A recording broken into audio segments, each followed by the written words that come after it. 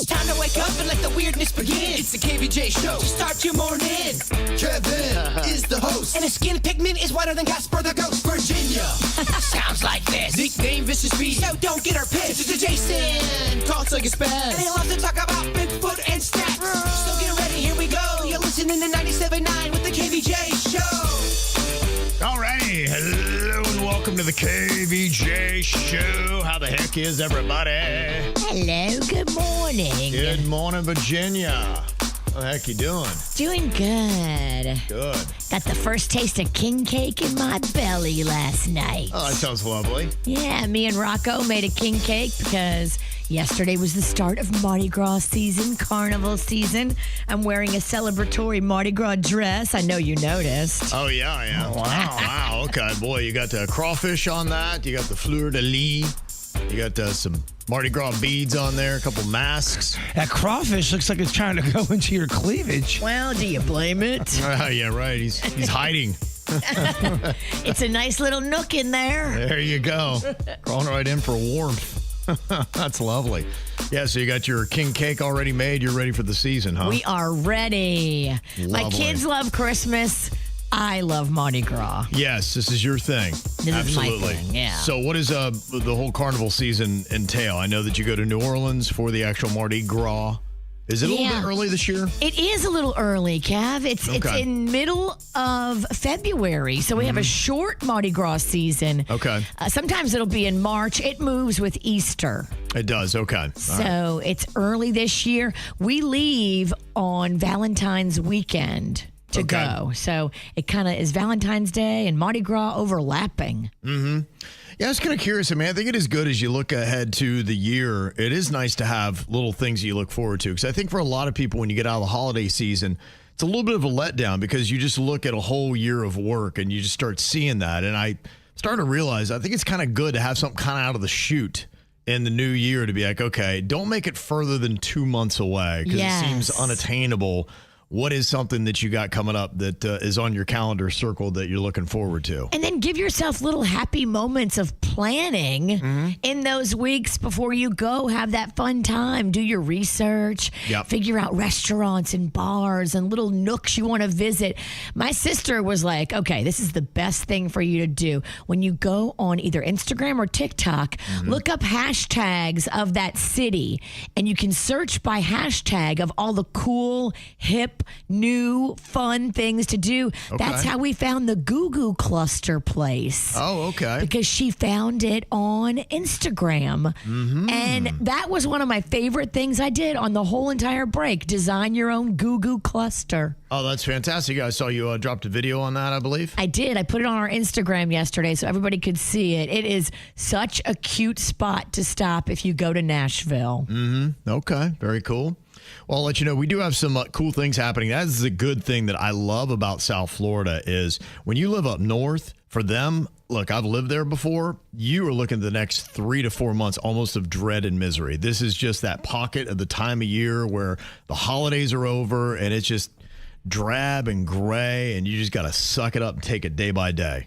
And in South Florida, we got great weather and we have so many cool events that is going to be going on. Back to back. That's a real thing. Seasonal depression up north. I know my sister said when she first moved up to Oregon, she wasn't prepared for it always to be so dreary and rainy and dark. And it is like that a lot of the time. Especially as a South Florida girl. Yeah. Yeah, it is a challenge. So, yeah, if you got something already circled on the calendar here to start off the new year, I'd like to hear what it is. You can let us know what your fun little moment is.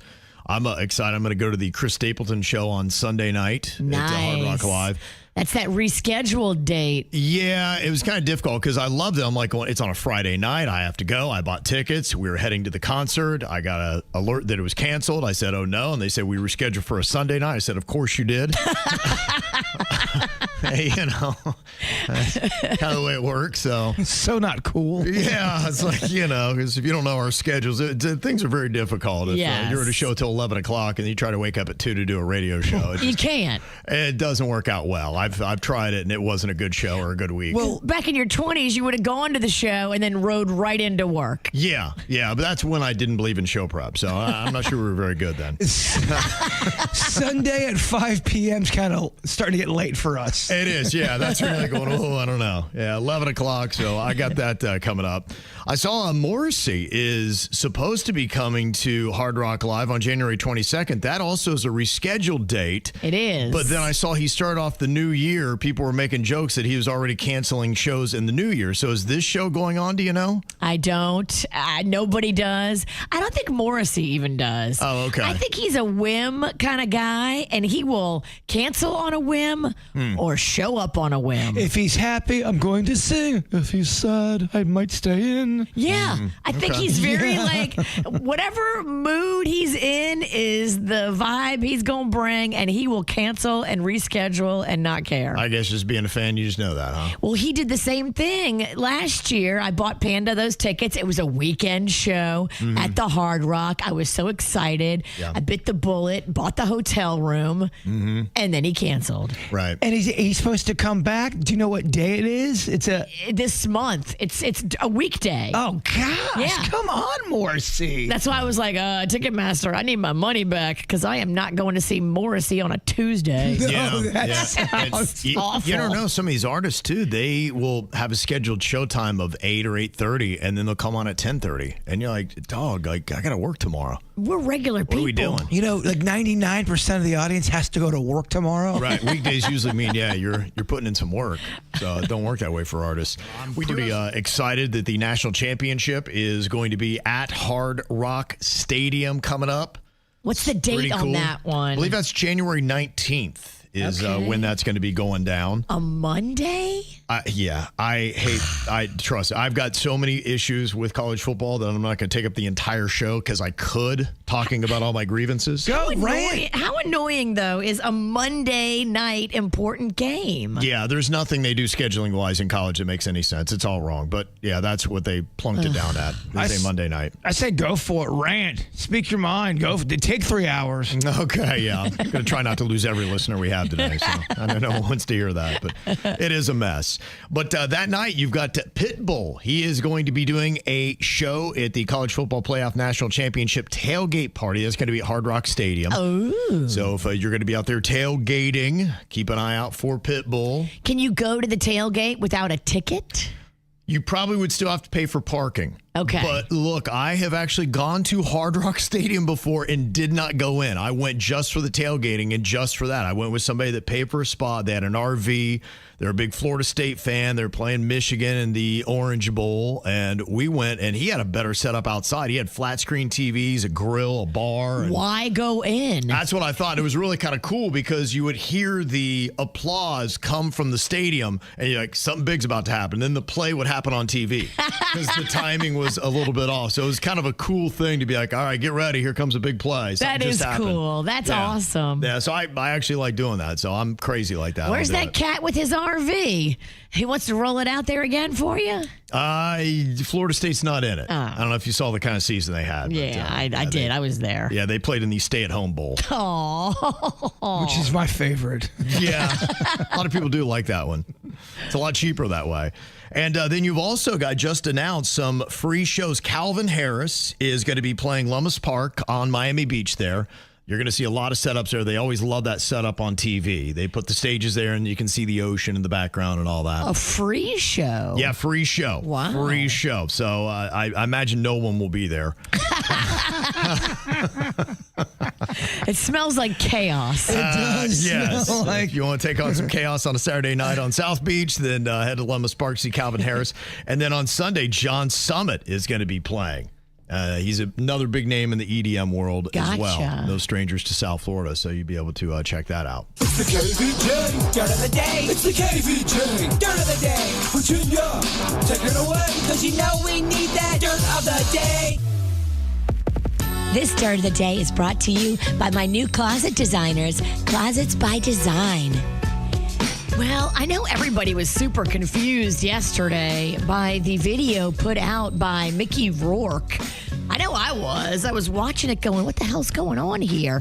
So we had seen that there was a GoFundMe campaign to help him avoid eviction from his Los Angeles home. Apparently he was having trouble paying his bills. And so, of course, a bunch of people jumped on and said, oh, we got to help this guy out. As the fundraiser got towards $100,000, Mickey Rourke himself took to Instagram to deny any involvement with the GoFundMe campaign. And so he's sitting there holding his little dog, and he's like, I don't even understand what a GoFund is. Like, he was so confused. And he was so upset. And he was just like, it just looked kind of sad. Yeah. Here's what he had to say in the video. This is Mickey Rourke. And something's come up that I'm really frustrated, confused, and I don't understand. Somebody set up some kind of foundation or fund for me to donate money, like charity, and that's not me. Okay, I'd rather if I needed money, I wouldn't ask for no charity. I'd rather stick a gun up my and pull the trigger.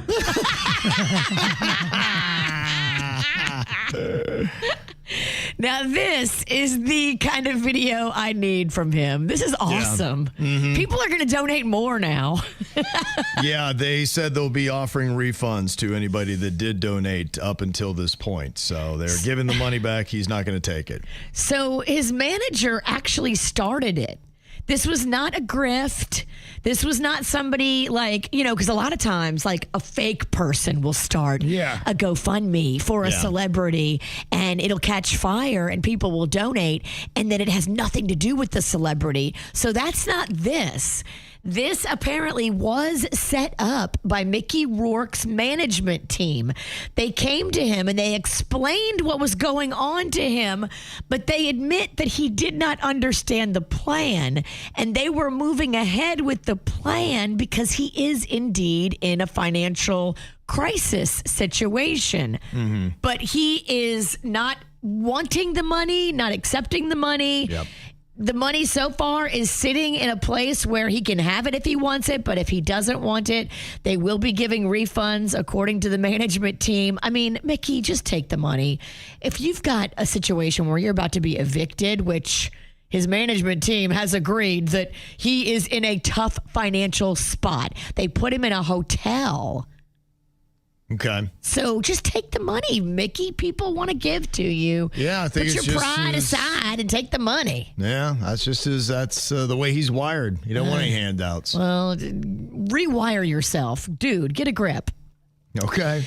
In other news, if you want some little Diddy nuggets, Diddy's staffers are dropping like flies because apparently, despite the fact that Diddy still has a very big fortune, now he's lost a lot of money in the past few months, as you can imagine, he still has a business management firm, TriStar Sports, and they are still managing his money, and they're supposed to be still paying his employees that continue to work. He's got property, he's got things, he's got businesses, and apparently he's trying from behind bars to still run things, and people are still trying to get paid, but many staffers on the payroll have not been getting a check, and now those employees are angry and they're quitting.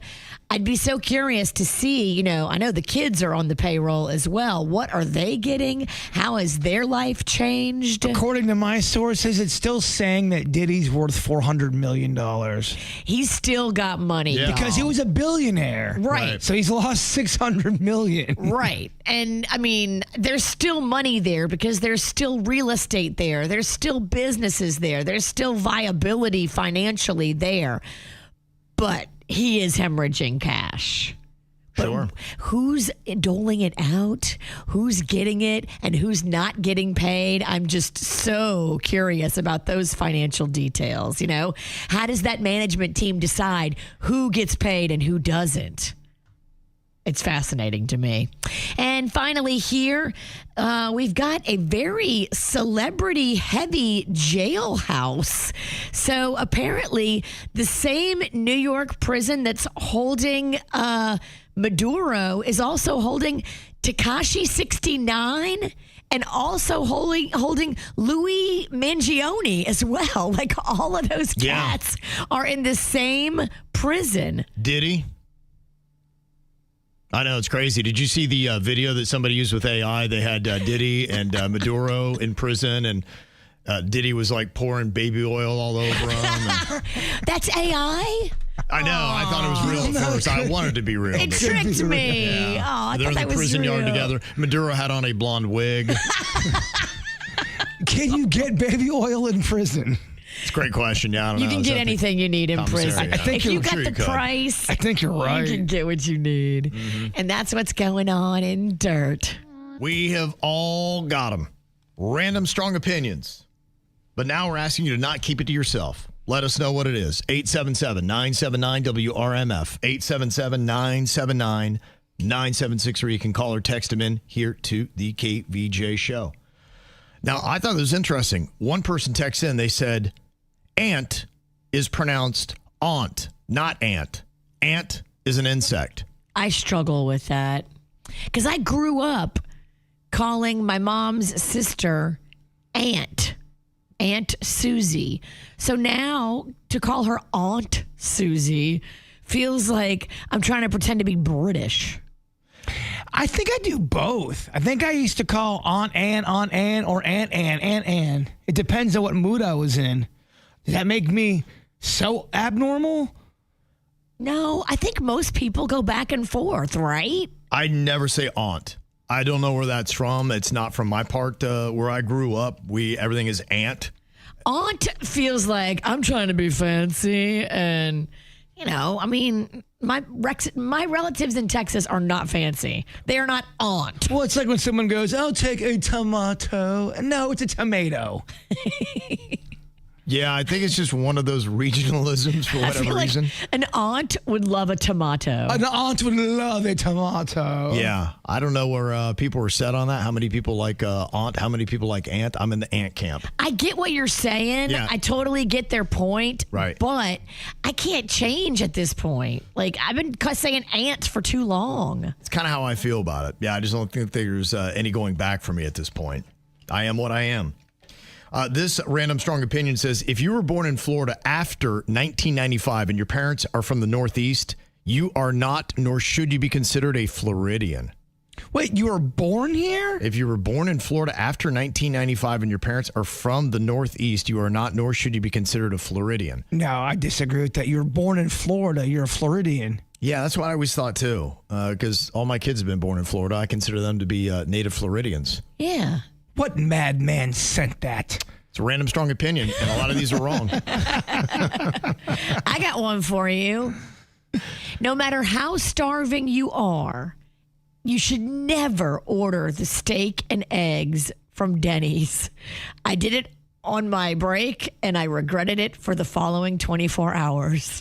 My dad will order the fish from Denny's. Also, not a smart choice. And I'm going, Dad, what are you doing? What are you doing? And he follows it up with, oh, Bird, it was excellent. He knows the chef's name at Denny's. He goes, the guy knows what he's doing. I blew it. Yeah. I did not feel good or right for about 24 hours. Well, the last time we ordered Denny's, the restaurant, not the man, we all ordered it. We usually order from a different place. We said, let's get something different.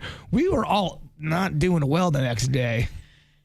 It's not consistent enough It's for not me. consistent, Kev. I need more consistency. People have a rebuttal to the aunt versus aunt, and they said it's literally spelled with an A and a U, not an A-N-T. And Well- I get your argument. Well, then how about this then? You throw me an aunt, I'll throw you a good nat. It is spelled G-N-A-T. It's true if we want to do that. Why do we need the G? It's bothered me since I was 6. Yep. A random strong opinion that I have, wait staff should have to check their phones in a locker while they are working. You know what? That's a really good one because I had a waitress that started so good the other day. She was amazing. She was attentive. She was awesome. She was incredible. Drinks, great. Cocktails, great. You know I order a lot of drinks. Food came. She was fantastic. After the food came, something must have happened on her phone because not only was she on her phone, but every other waitress was on her phone and they were all huddled looking at something on her phone. Right. I couldn't get the check. Yeah. I couldn't get a to-go box. Right. I mean, I couldn't get a to-go cup because, I'm taking my drink with me. I couldn't get anything. Same thing happened to me. The Queen and I were out getting some cocktails, and it was, we were at a very nice bar that was not a lot of people when we first started. More people came as we went, and the same thing. It got to the point where we started setting a timer, be like, how long is it going to take for us to get the check or another drink or whatever? And, it was going on 5 to 10 minutes for each one, and we looked around, and there were people standing around, 3 to 4 of them. They're all on their phone behind the bar, and then I looked over to even see where the manager was, and he was on his phone. And I was like, why? What is going on? Yeah, I'm like, why do they even allow this? If I ran a restaurant, I'd be like, you know what? You need to check it in. If you have a break, you can check your phone or when you leave. But when you're working, I'm paying you to be attentive to the people that are here trying to order food and drinks. And so you must be attentive to them. So no phones. If I see them, out of here. It was clear. It was clear. Something was going on in the personal life because all the waitresses were looking at the one girl's phone. I'm like, I wanted to go look at it, honestly, because obviously something's going down. I kind of wanted to see what was on the phone. Yeah. What if they were all going, oh my gosh, that is her. It's Virginia for the dirt of the day. No, that was not it. I can tell you with 100% certainty, it was not it. The restaurant thing that gives me kind of anxiety, and look, if you got your system, I understand it, but you ever have that where you've got like 6 people at the table and the waiter or waitress comes up and everyone's ordering, but they write nothing down. It's all committed to memory. You're making at least 20% of the table nervous, thinking you're not going to get it right. My suggestion, if you don't want to write it down, phantom write. Act like you're right. Oh, eggs and steak and pink lemonade. Okay, Mrs. Sinicki, all right? You better put some vodka in that pink lemonade. Well, only because I've seen people memorize it to just really not come back with the right order. It makes you nervous, especially if you're a special order kind of guy. Well, if you like things to be a little bit, catered and changed, which I do. Yeah. It was so awkward. I had a friend one time at the table call out the server, go, can you please write this down? Every time someone doesn't write it down, they always mess it up. It was so uncomfortable. I wouldn't say that. No, of course not. That's how you get a little loogie in your burger. That's what I said. I go, dude, do you want spit with your ribs? Yeah. Somebody said the problem, Kevin, with the phones getting locked up for the wait staff is they always complain, be like, oh, I got kids. I got a mom at home. They try to get a hold of me. I need to be immediately available. Honestly, I just say it's a really bad look when you have patrons sitting at a bar and there are 3 bartenders on their phone and so is the manager. And I would not allow it. I'd be like, you still need to put it up. And for you, if you got a kid, once an hour, you can go check it or whatever. Go take a break and check it. Yeah, but when you're standing behind the bar, and not to mention, too, for me, I'm germ aware. I know how many germs are on a phone. And so when you're handling your phone and then you're handling the things that are going in my beverage, I don't love that. How do we know you just didn't go number 2 while you're scrolling on TikTok? Yeah. And now you're serving? Yeah. I don't love Virginia. That's like I could be way out there and completely wrong, but I'm not a big fan of wait staff on their phones. I agree with you 100% because I just saw it go down. Well, typically, if you are in the service industry, the front of the house needs to be where none of that stuff's seen. You're there to work, and if you have to go on the phone or you have to eat, you do that in the back. There'll be times where you'll see someone eating, and everyone's got to eat. I understand that. But people get upset when they see somebody working there, eating at the bar, and you're not being served. Right. You're waiting for your drink, and she's finishing some onion rings. It's just not a good business model. No. And I blame that on the manager. Yes, I do too. Honestly, if you have a poor manager, you're going to have a poor experience. Well, the manager is on his phone, so I'm like, how do you dictate a no phone policy when the manager's on it? And there's ways you can do it to where you're not. You can check your phone and not have it be. Absolutely. I think there's a good compromise. Yeah, of course there is. Mm-hmm. This person says in their random strong opinion, people should stop calling a business to find out when they're open. You had to Google to find the number. The hours are right next to it. It's not true, I'm going to though. disagree with that one. Especially during holidays, people change their hours, and it's all over the place. That's not a good opinion. I can't tell you how many times I've done that very thing where I've looked at the time on Google, you get there, and they're not even open. They're whether it's a mom and pop place and someone's running late, always call to see if that's not a big deal. Just because it's on the internet or Google does not make it right. It's true. I went to go check on that because the queen told me, she said, hey, meet me at this bar. And I'm like, okay, great. I get to go see my wife. So I went and checked, and I looked, and it said it was permanently closed. I'm like, is she punking me? I'm like, she's going to leave me. I'm going to be hanging there at a place that's not open. They hadn't changed it. They were open, but they didn't realize on their Google it said they're permanently closed. I'm like, that could be bad for business. Terrible for business. There's a ton of businesses that don't update their Google information, too. You gotta weekly update that. If there's any change in your business hours, you should be going on to Google and updating it. It's very easy to do. My strong opinion is that strong opinion was wrong. Right? Okay. And one more on the phones from Rocio said, people who do customer service should not have their phones. I went to the post office the other day. I was in line, and the girl was looking at her phone while helping me. Oh. And there's a huge line of people, and she's moving at a snail's pace. Sorry, but the new Kardashian show just dropped. Yeah. Well, I know a lot of people are going through the dry January right now, kind of a reset for them. Some people are saying, wow, I'm finding myself. I'm finding a life without alcohol. But what happens when it wrecks your marriage? You wouldn't think it would, but apparently it is, at least in one couple. And they sent us an email here for KVJ Court. Mainly it's him, I think, just kind of looking for a verdict on what he needs to do, because it was this time last year. Rewind the clock 365 days, and he jumped onto dry January back in 2025. He said it was no big dramatic rock bottom moment. I just needed a reset. He said, but my wife did not join me. If anything, she went in the opposite direction. She drinks pretty much every weekend and even sometimes during the week. And now that I've been sober for a year, I am noticing with my newfound clarity just how much we are now drifting apart. Over the last year, I increasingly became more put off by my wife's drunken behavior. When she's drunk, she's louder, more repetitive, more emotional. Her little jokes feel aggressive to me. Her stories drag on forever. And I never really noticed this when I was drinking with her, but now it's just grating on me in a way I didn't expect. Oh, okay. So Virginia's husband, Panda's emailing the show. No, because Panda didn't drink.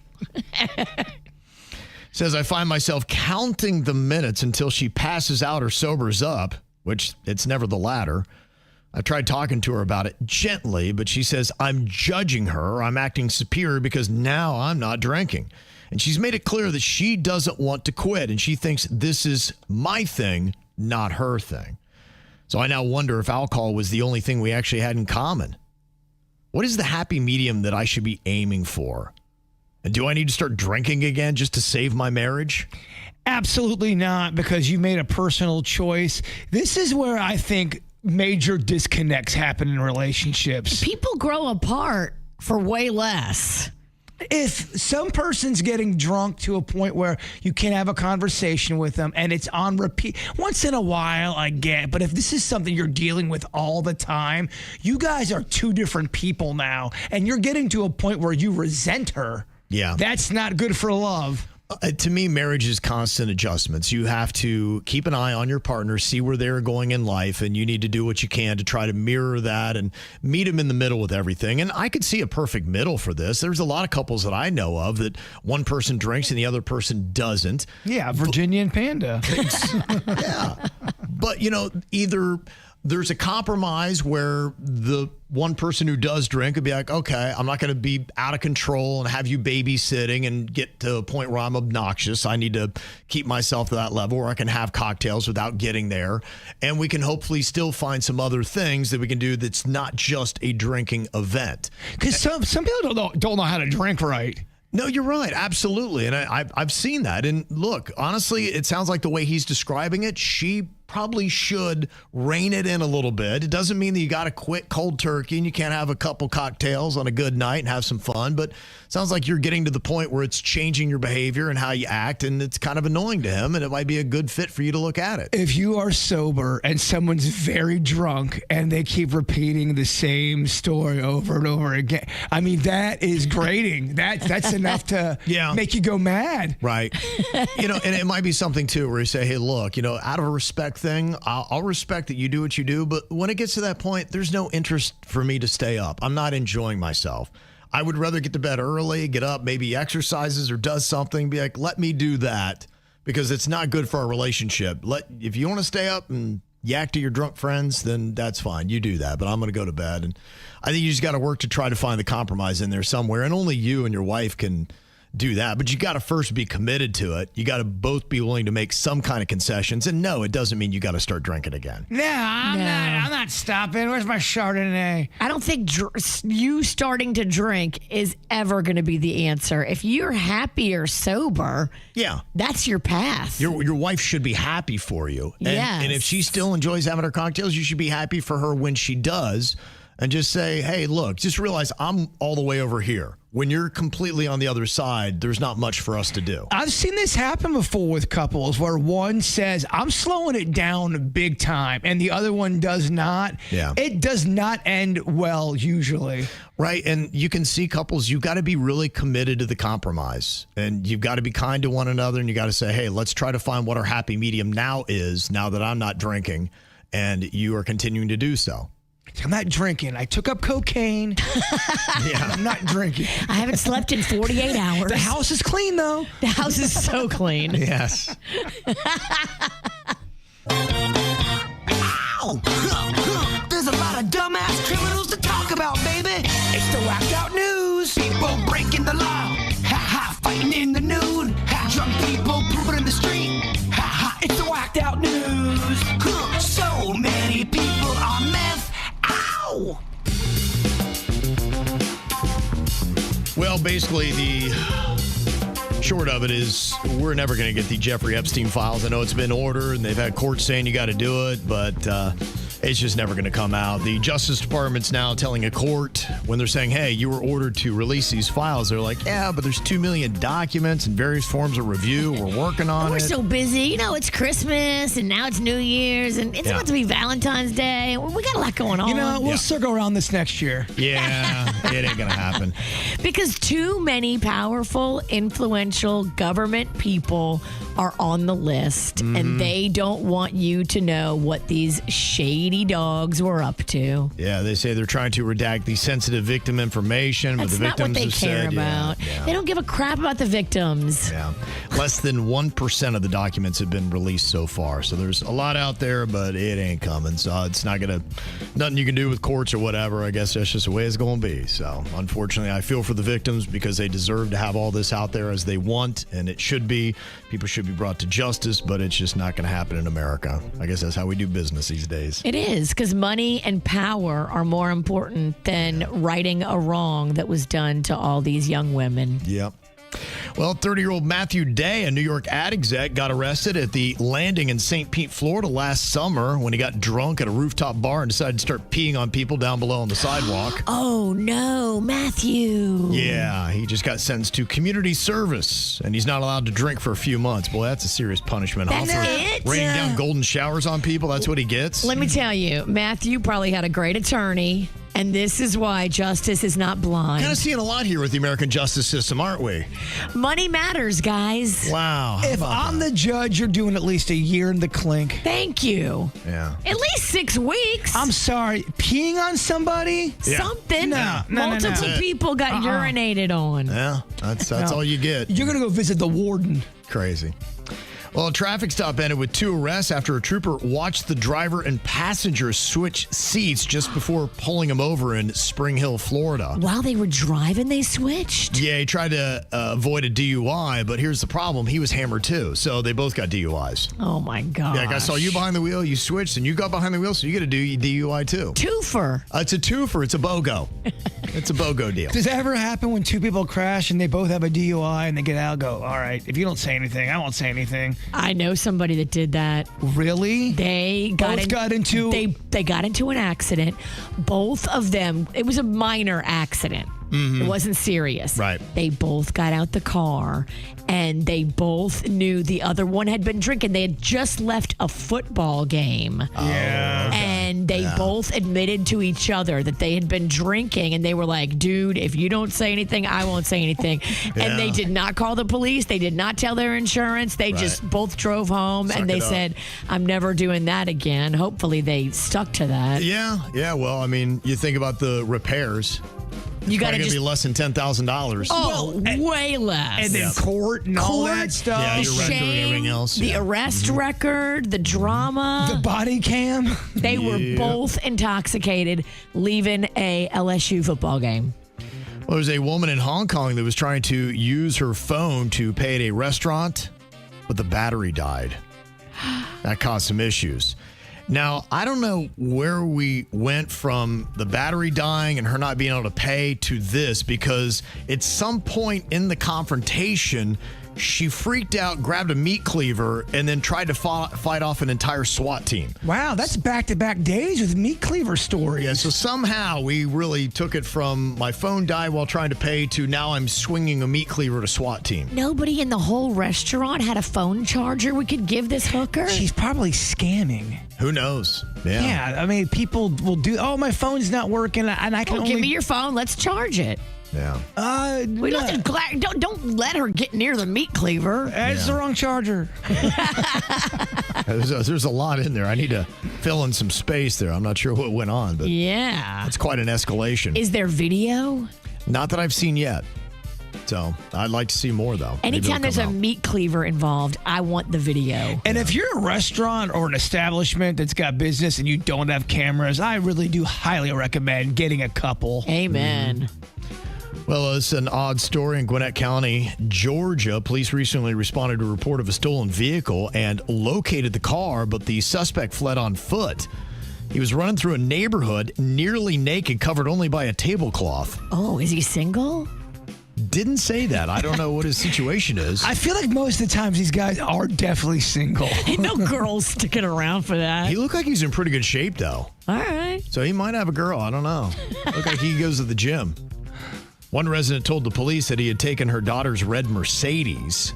Maybe that was a girlfriend. Officers quickly stopped the vehicle and safely apprehended him. He now faces charges including burglary, theft, loitering, and driving without a license. So if you arrest somebody and they're completely naked, do you, as the police officer, do you put clothes on that person before they get to the station? Or do you bring them? I think they typically do. I've seen a lot of blankets around people and things of that nature. I think they have that ready to go. Okay. Maybe a jacket of some sorts. There's no mug shot where someone's Porky Pigging it. There was a guy just a week or so ago we had that at least was shirtless in his. So he opted. He's like, no, I'm doing shirtless. And I'm a man. Yeah, whatever. I'm sure in the history of mugshots, somebody was naked, though. What if nobody has a shirt? Nobody wants to give this guy their shirt. In the history of mugshots and every police station in the country, I agree with you. Somebody's been naked. And those are the pictures we want to see. A 37-year-old Christopher Millette is facing charges after he stole his ex-girlfriend's car while she was giving birth to his baby. Oh, my gosh. I mean, it is kind of a guaranteed way to assure a clean getaway, though. She's not going to chase you. So his ex went into labor last Friday at a hospital in Pikeville, Kentucky. That's right near the Virginia border. He showed up for the birth, but the hospital said he couldn't come in because of visitation policies. The mom told him, yeah, you can just wait outside in her car instead, gave him the keys. And you can see in a video that he goes down to the car, gets into the passenger side first, but then gets into the driver's side, bolted, and leaves town. It was too much for him. She called and asked where her car was, and he told her it was none of her business and then hung up. Oh, no. Cops tracked him down the next day about 30 miles from the hospital. He was driving the car when they found him. Now he's facing charges for theft and receiving stolen property. And they did know the guy because he has a pretty lengthy list of prior arrests, including one for possession of meth. So, Oh, yeah. Not the guy you want in your delivery room. yeah, I'd be like, why did I let this guy knock me up again? Like, Why did you give him the keys to the car? We don't give your car. We don't give our car keys to a guy who's been arrested for meth. Don't give him anything. Yeah, I wouldn't even give him a sandwich. No. I give him walking papers. I don't know what he's going to do with that sandwich. Stop banging him. This is a kind of a curious story. There is an unidentified crypto gambler that earned $436,000 from a $32,000 bet on exactly when Venezuelan leader Nicolas Maduro was going to be captured. They put This is a thing now. You can bet on world events. Yep, Polymarket. Yes, Polymarket. They did a whole story on it on CBS Sunday Morning. It is fascinating. This person joined the platform just last month and placed 4 wagers, all focused on Venezuela. Now, the betting odds for Maduro's exit jumped from 6.5% on Friday afternoon to 11% before midnight, then surged early Saturday before Trump's Truth Social announcement of the abduction. Dennis Kelleher of Better Markets told CBS, where you probably saw the story, he said, this particular bet has all the hallmarks of a trade based on insider information. Yeah, they can tell. There's certain markers. Now, there's a congressman out of New York who's introduced legislation to ban government employees from trading on prediction markets with material non-public information.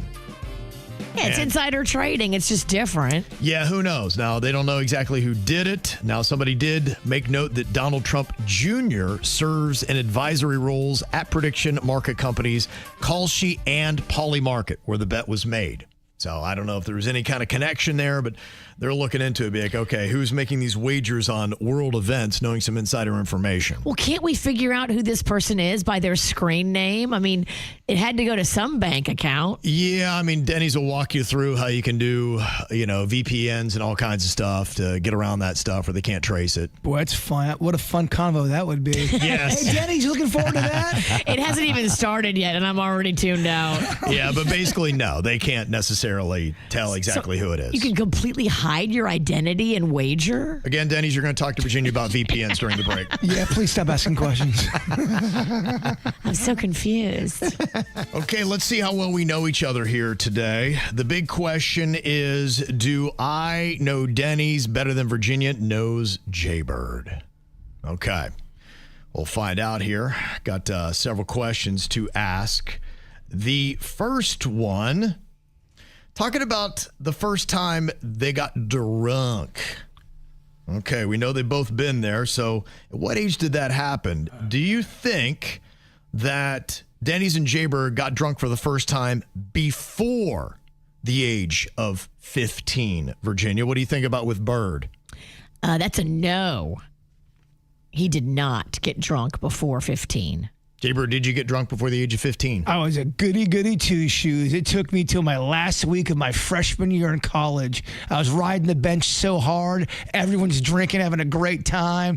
They're like, hey, Penny, we're going to Panama City. You want to go? I'm like, yeah, sure, why not? They gave me a half a beer, and I was, whoa, let's do this thing. Yeah, came alive. I did. Look at him.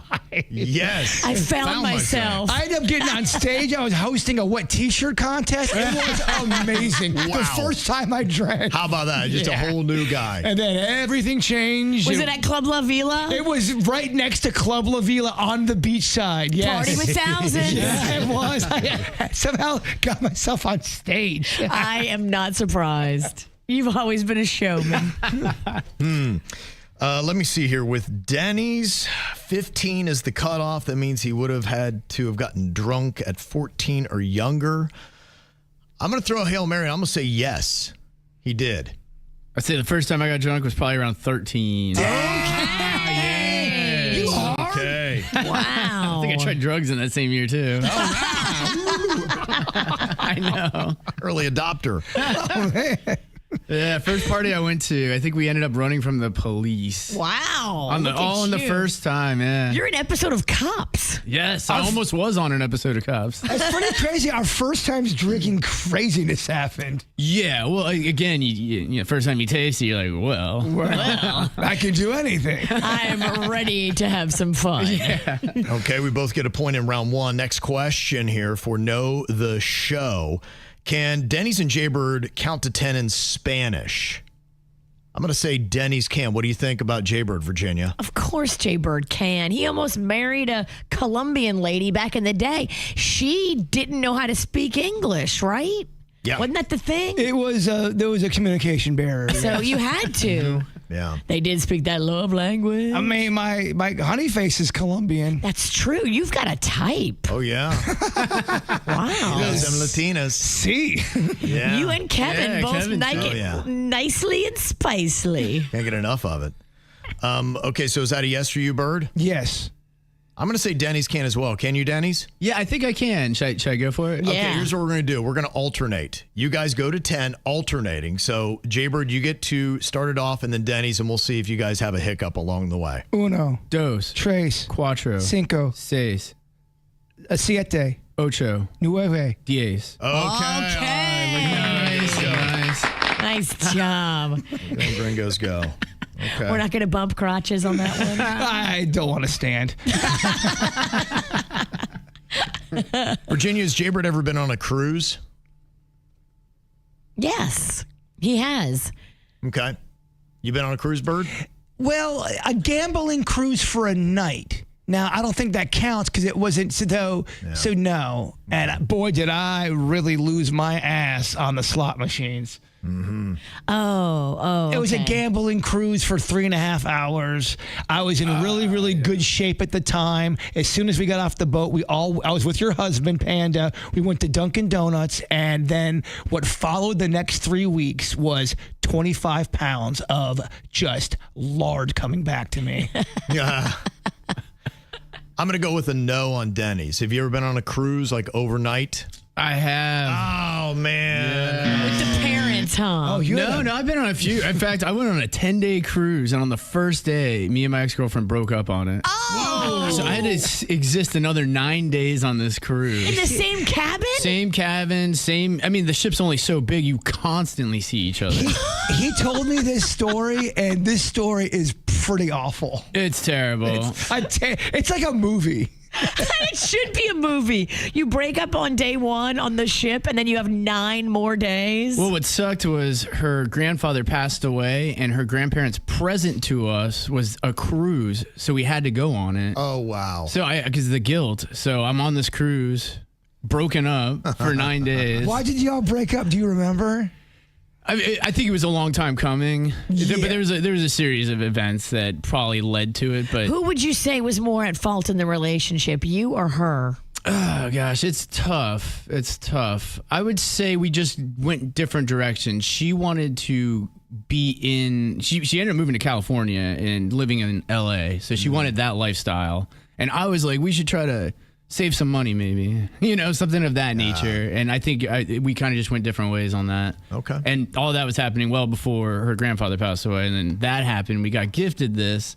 So we actually broke up like the night before, but her family drove us to the thing and set us off. So we had to pretend and take photos like we were still together. Oh my God. It was very rough. Ooh. Did you sleep in the same room at night? A lot of times I would just get drunk and pass out on the deck. I spent a lot of time in the casino. That's pretty much what I did. I mean, There was like 2 nights where I had to spend the night in the cabin. That's a lot of days. Yeah, it was terrible. I believe she started dating somebody too on the ship. What? The last few days. I lost communication with her the last few days there. What a terrible cruise. Yeah. I mean, She found a new man. Wow. I would have contemplated on jumping off and trying to swim back. Yeah. How bad could it be? Do I want to we be on this brought that boat with back her and her right new boyfriend? Or? I've gotten over it, but Dang. I know it was a rough go. It was a rough go. 10 days is a really long time, especially when the person you're with. That is hates you. such a movie plot. I know she's in LA doing her LA thing, but does she know you do the joke jury? I'm going to send her that note. Okay. See if that brings her back. Okay, so we've both gotten 2 out of 3 here on knowing the show. What do you think? Has Jbird been to church in the past month, Virginia? Nah, I think Jesus has eluded him. Bird? I went to church's chicken the other day. Just kidding. No, I didn't do that, Buds, I swear. No, I've not been to church in the last 30 days. I'm going to say that Denny's has. Saw family. I think they might do a little bit of church thing that maybe it got worked in there somehow with Christmas. Oh, Arkansas loves church. There's a lot of churches Bible in Belt, Arkansas. baby. Yeah, baby. That's considered the Bible Belt? Yeah. Yeah, I would say. Unfortunately, I didn't go to church with them because they had me unloading a bunch of stuff. So they went to church and left you to move them? I was watching Lachlan. Well, that's not very Christian. And they all went to church, and I was sitting there just watching Lachlan and Hey, suck unpacking your good luck boxes. with the moving. So does every trip you go on suck? I get put to work a lot. You really were the low-budget good Greek. Okay. All right. Virginia got the point. I did not on that. Okay. 2 of the saddest trips I've ever heard. Denny's, you have the best stories. We've always said it. And for Denny's and Jbird, have they ever been an unpaid intern? I'm going to say Denny's has. Have you ever been an unpaid intern? Oh, yeah. I interned at Transcontinental Studios. I used to pick up drugs for the artists. Okay. That's right. Yes, you I worked did. with that Perlman Lou guy. Pearlman was my Yeah. boss, who was arrested for embezzling. What a great documentary on him that I watched it. It was very good. That was such a good documentary. He was a filthy dude. He was. There were so many rumors at our job, too, about him because we had the recording studio and then they had the label down at Church Street, and you would hear the rumors from the label would make it to the studio. We were kind of like, the label did other stuff, too. We were just a recording studio at the label, the one that they used for all their artists and stuff. So we wouldn't get all the news unless, one of the employees came over and they would be like, oh, did you hear about this today? And then we'd gossip about it. That man was running a shell game. He ripped off everyone. Yes. Every single person he worked for. It's a great documentary. Okay, Virginia, you get the win if you get this one correct. Has Jbird been an unpaid intern? Unpaid intern.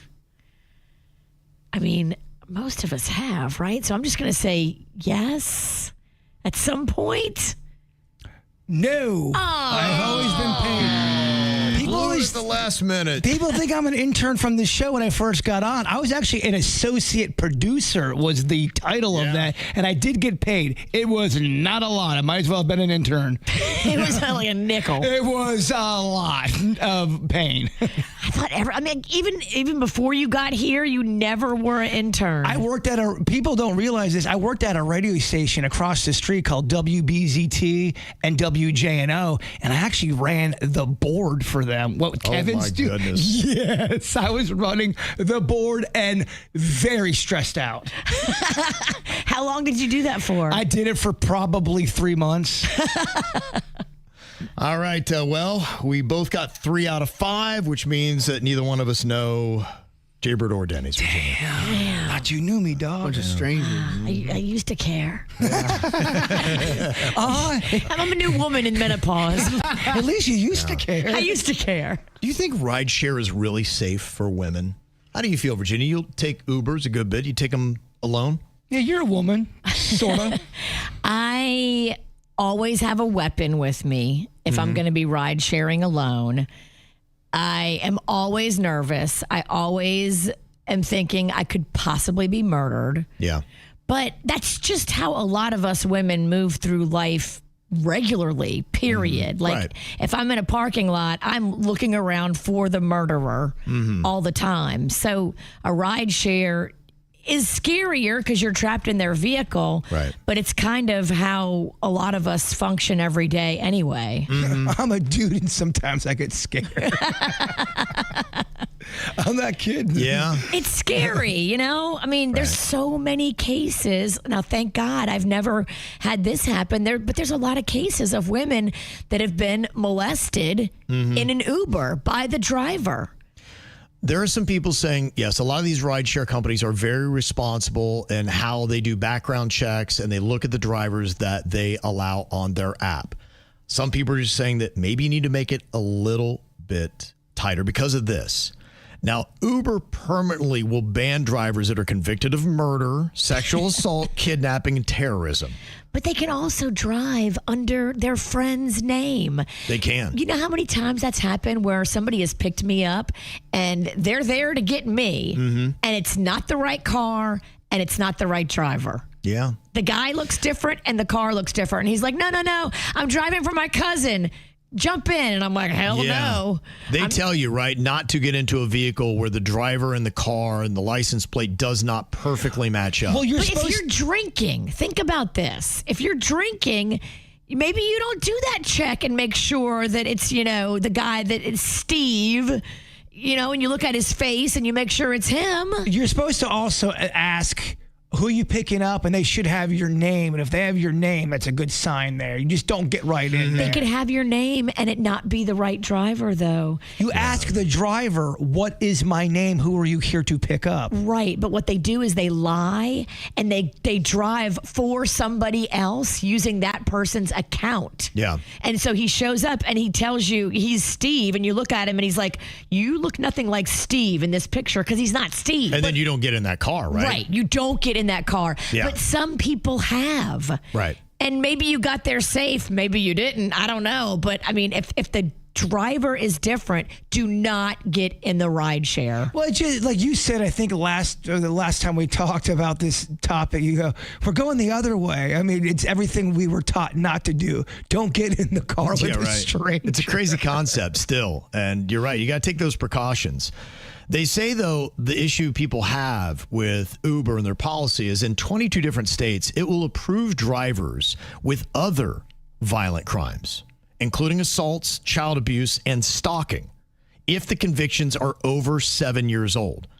And some people feel like in those states, you need to tighten that up. I would feel better that we not have a stalker, even if it was 8 years ago. Let's not allow them to be a driver. Let's have this service be a little bit more tough to get into than what it is.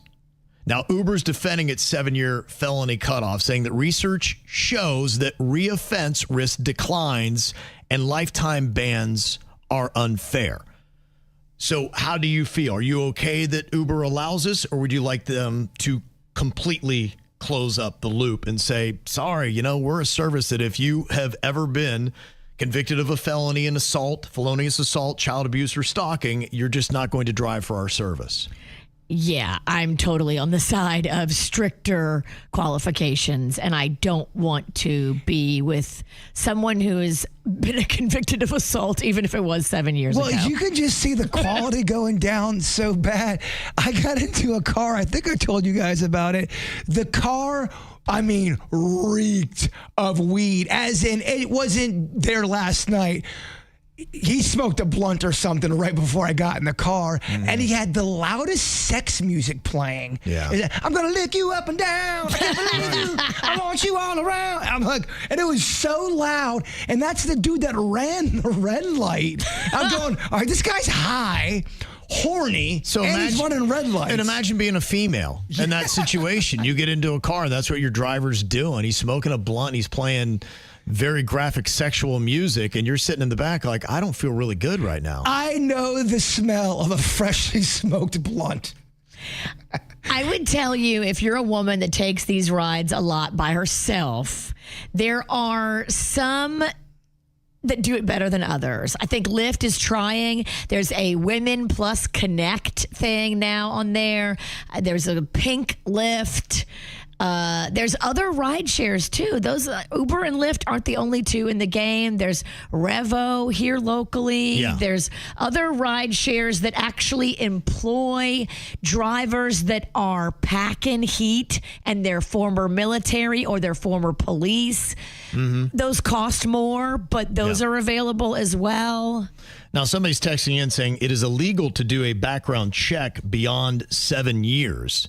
So if that is the case, then I guess Lyft is operating in illegality because they ban drivers with violent felony convictions for life. though they say some drivers with criminal records still have kind of slipped through. And I guess part of it is, these rideshare companies are saying that fingerprinting and interviews are costly, they're biased, or ineffective. And they're saying, look, our rides are 99.9% incident free. But what does that mean in terms of numbers? For instance, Uber received a report of sexual assault or misconduct nearly every 8 minutes in the U.S. from the years 2017 to 2024. Whoa. So it is happening, and it's happening a good bit. And if it hasn't happened to you yet, you're lucky, but will there be a day when that luck runs out? Now, the executives debated doing some tougher standards, but they rejected them due to cost and delays, which, of course, companies will do. Yeah, how are you going to fingerprint and background check all these guys? They sign up online. Mm-hmm. You just sign up online. I can sign you up right now to drive. Right. And it is going to be a matter of cost. Uber and Lyft, they say, now face thousands of sexual assault lawsuits that are coming at them. But I guess they figure that it's easier to fight those than it is to actually do more stringent background checks on some of the drivers and have that policy that Lyft does for Uber. It's a money-making business. They weigh the pros and cons. Uber released their list of what they found in their cars over the last year. Most common. What do you think it is, Virginia? Cell phone. Survey says yes. Boy, have I been a victim. Yeah, we went on that journey that time together. I got to tell you, that brought us real close. It did. We were a little Nancy Drew, and I was both Hardy Boys. Back in the old stomping grounds for Jbird, right there in Lake Park. And what's funny is we did crack the case, and I got my phone back. Yeah. Which is amazing. It is amazing. You can totally use that Find Your Phone, and you can go to the location of your phone. That's the second time I've used Find Your Phone to find Jbird's phone. Remember that one time? How many times you used it on your own phone? A lot. Okay. Yeah, I left that one many places but too. both times were weird situations. But you got it back. I did get it back. The last one we did, it was lost somewhere, and the guy lived in Lake Park. Yeah. But of course, where he lived at, there was all this construction going on in his parking lot. So you couldn't of his apartment. You couldn't get to his door. You had to get on the ground and crawl like you're in a war to get to the door. Yeah, Whoa. it was insane. The first time you did it, remember, it was these sweet people in Tequesta, and they had seen you drop your phone and get into an Uber, and then you pulled away, so you had no idea. We all thought someone had stole his phone at the event where he was, and so I was distracted. I had someone with me. I was a little distracted. She was a honey. Okay. Using that Find Your Phone, though, you can see exactly where your phone is pinging, and you can go to the person's house and be like, dude, I know you have my phone. But that's crazy. KVJ Nationers watched in real time me leave my phone back, and then they grabbed it for me. They took it for you, and they were going to get it to you. They were the sweetest people. They were. Okay, if we're doing Family Feud rules here, Virginia's got one of the ones on the board. Other common items left in an Uber in 2025. What else do you think is on the list, Bird? I'm going to say people's vaping device, whether it's cigarette or weed, some kind of a vape. Okay, vaping device survey says, I give you that. At number 9, vapes are up there in the top 10. And you're so sad when you realize it's, especially if you just got a brand new weed vape. You're like, no! So he's experienced all these personally. Yes. My next guess is also something I've watched him leave in an Uber. Alleged. This is all alleged. What do you got, Virginia? To-go food. Okay. He got so sad. Not even mad, Kevin. You saw a man's spirit just break. He knew he wasn't getting it back. I had 2 doggy bags from 2 different restaurants. 2. And it had everything a man wants, craves, and yearns for right around 12:30 a. And we got out. I go, wait a minute, where's my food? And you just see the car. Please don't leave me. Okay, takeout food survey says. No. I know. I'm shocked. It's too big. The fact that I did it is insane. Oh, it was so fun to watch. Okay, Bird, what do you think? What else might be on the most common items left in Ubers in 2025? Glasses. Gonna go glasses. Okay, glasses survey says yes. And number 6. Glasses is there. Yep. I've experienced that one as well, right after I bought some expensive glasses. And what do you think, Virginia? Give me another one. Show me car keys. Gonna go car keys. Survey says yes. Very nice. Yeah. A lot of the standard stuff, keys, wallet, luggage, that kind of stuff is the most common. The most unique, here is their top 10 list for 2025. Mannequin head with human hair. Okay. I can see that happening to me. Yeah, totally. But with human hair. That's what's kind of the twist. Some of them have human hair They now. do. Yeah. I know, yeah. Maybe It's more expensive. Yeah, okay. And makes the mannequins look more realistic. Oh, I bet. Wow. So when you're making out with them, it's not as creepy. Okay. Not as creepy. It's never mind. It's not. Tell us more. No, it's not the podcast yet. Number 2 is a Viking drinking horn. Oh, yeah. Those are cool. That would be cool, yeah. Have you ever been drinking with somebody that has one of those? No, I never have, but I would love to. There's a guy that comes out to the Irish Fest every year. He's wearing a kilt. He's wearing a leather vest. And he has that big, huge drinking horn.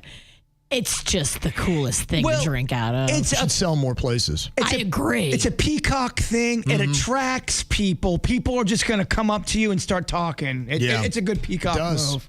Chainsaw's number 3 for the most unique item left in an Uber last year. I feel weird even bringing that in a car. Right? Urinal's number 4.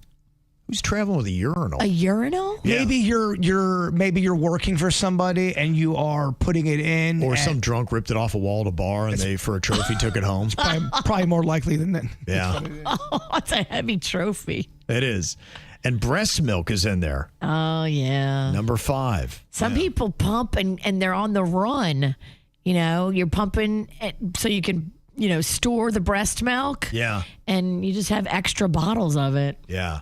They had a lot of bizarre stuff, but one thing that they had on their list was divorce papers. Can you imagine if you left something of extreme value that you can't necessarily easily get something to replace it with? That sucks, man. That reminds me of that time when I had to get something was wrong with my tooth and they gave me pain medicine for my tooth and I really needed it. And I'm driving. I got my prescription, getting on I-95 and the prescription flies right out the window.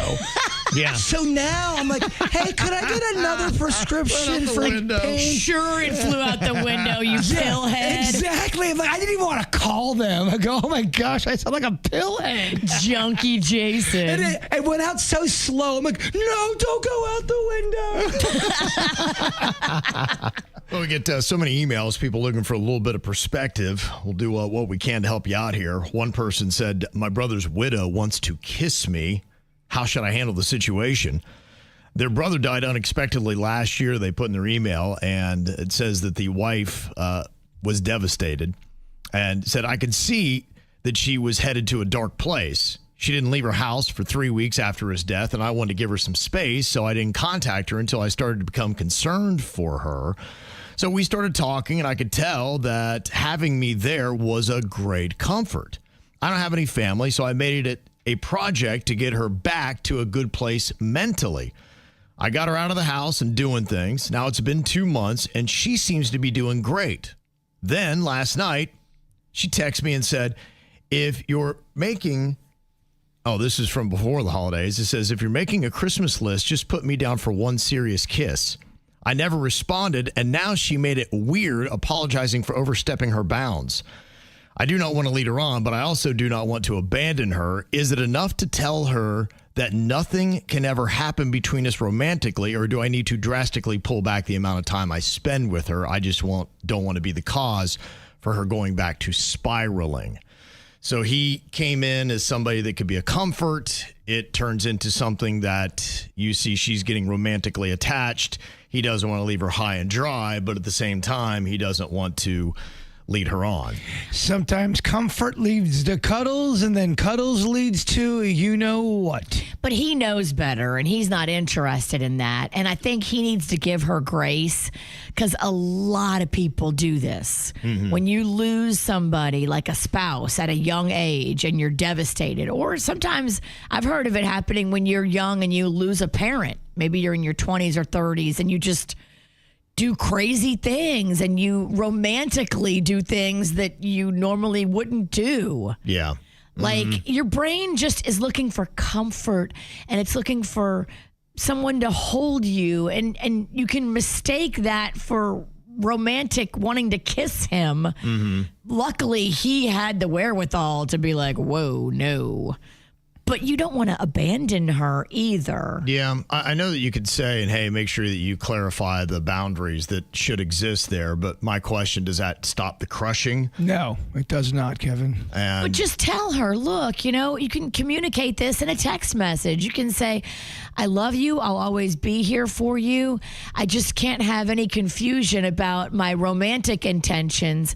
I'm here as your brother-in-law, not as your replacement husband. Sometimes when you reject somebody, it even becomes more attractive to the person. Really? Oh, I can't get you? Well, let me show you this. And let her go through it, because she's not going to be in a good headspace for a minute. Yeah. I think you can be very nice about it. You can kind of let her know if she continues with the advances and that your conversation and letting her know doesn't stop, then maybe you need to start pulling back with the time then. But, I mean, if you establish boundaries and then she doesn't respect them, then you have to pull away. But I think once you establish some boundaries with her and you let her know that this can never be romantic, but you still love her, maybe her brain will comprehend that. Right. What would you say if it was the other way around and a guy put the moves on the woman at that point instead of the woman putting the...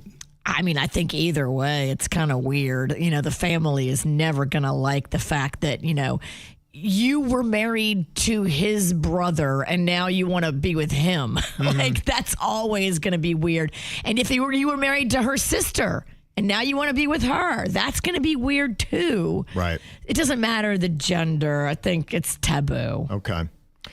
Well, this person said, I'm about to marry somebody who had their former husbands die. Husbands. That's a plural, by the way. Multiple? Yeah. This is going to be a Dateline special. All right. I've heard enough. I'm out. This happens a lot in Dateline, Kevin. Both guys that she was married to before had sudden heart attacks.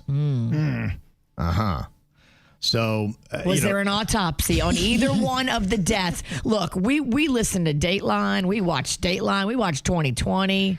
Yeah, there was nothing that came back from it. Both of them just had passed. It was just of the same thing. Maybe she stressed these men out.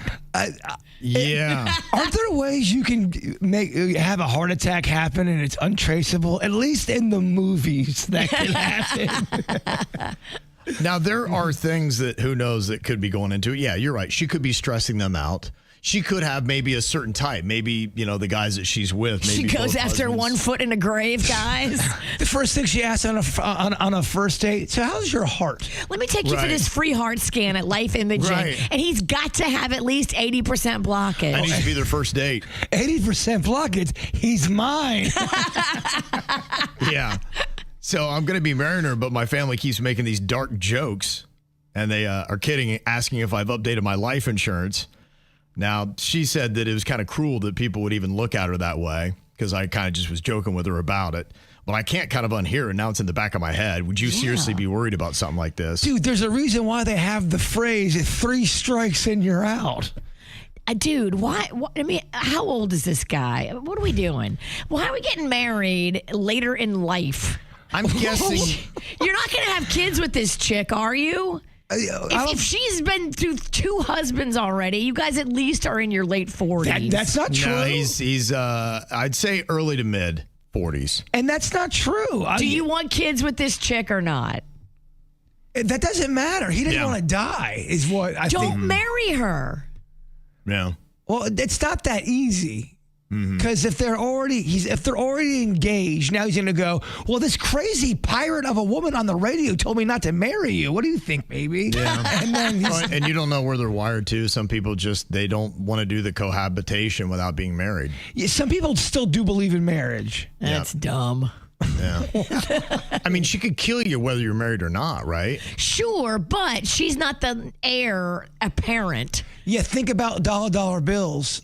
If there's Life insurance is one thing, but there's also next of kin. And if you guys own a house together and you own property together. Yeah. To me, it always is suspect, though, where someone's been married multiple times and all of their partners are dead. Thank you. Yeah. For some reason, I'm old-fashioned. Even if it you get scares me. married, you can still do a trust and all that in your will, right? Have it go to that and it doesn't go to your spouse just because you're married. I don't think it necessarily means that they can get your money, right? If you sign the paperwork ahead of time. Yeah, you can set everything up legally and you can decide exactly where you want everything to go, but you do have to put it all clearly in writing with a lawyer. And someone tells me she wouldn't go for it. Yeah, get her That to might be your sign sign. it. I would do that. And if she doesn't want to marry you, then be like, all right, I don't know. There's too many odd circumstances. Your last husband's died this way. And the fact that you're getting tweaky about my money. Did she collect any life insurance from the first two? I have that as a question. What was say the about autopsy from the first two? I have that as a question. They didn't write me a 10-page email. I don't know. I just know in this situation, anytime she'd give me something to eat or drink and go, Yeah. I don't know if I want to eat this. It is odd. In case. It is odd. And I need to sum up what her other two husbands look like. You see some people that look like a walking heart attack. Sure. And if that was the case, it'd be like, all right, well, it's not as suspect. But if it was like, wow, these aren't the kind of guys you would expect to have heart attacks and they both died suddenly of it, then yeah, I'd be a little bit more suspicious. Also, too, some people just have bad luck.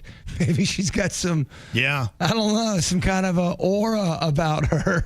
Yeah. That when you're around her, you drop I'm kind of dead. with you, though. It's like, yeah, if you don't need to get married, let's keep our separate places. Let's just keep dating. Let's hang out. If that's not good enough for you, then go find another guy to kill. That's the best part of the relationship, the beginning when you're dating. Yeah. Let's just have that continue for 10 years and then see where we're at. The worst part of the relationship is the murder. And she does that after she marries him. Oh, man. That would get in my head, man. I don't know. I'm not about joining her kill count. Oh, there's so many other women out there that haven't had two dead husbands. Thank you. All right. Well, if you got any kind of questions you want to run by the KVJ Show, send us that email, mail@kvjshow.com.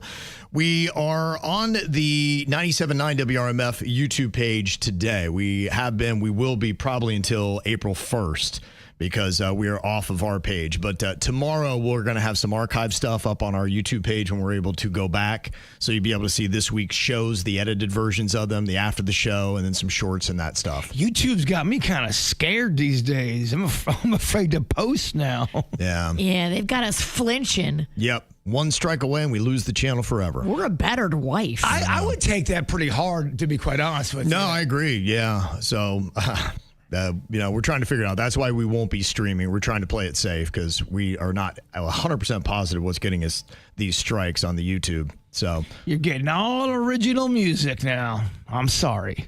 that's it. Dude, your resolution song is awesome. And that's Thank you. original music. That's Thank up you. on our Instagram. Play that all day long. I was watching that last night, belly laughing. Mm-hmm. We don't need hits. No, we got original music. That's right. Sing it, Richie. Yeah, and we're also going to try to start doing the after the show on some other different platforms as well. TikTok, Instagram, places like that. So we're expanding to different places. And you can watch the show every day. We're up on Spotify, and we do have video. So if you want to go home later in the day and watch that day's KVJ show, go to Spotify, and the video for the after the show and the regular show are both up there on Spotify. Okay. Yeah, so you can go watch it there as well. So we're doing everything we can to get the show in every place you want to watch it. And if there's a place where you want to watch it and the show's not there, let us know about it. Dumb question. Okay, I'm ready. Spotify.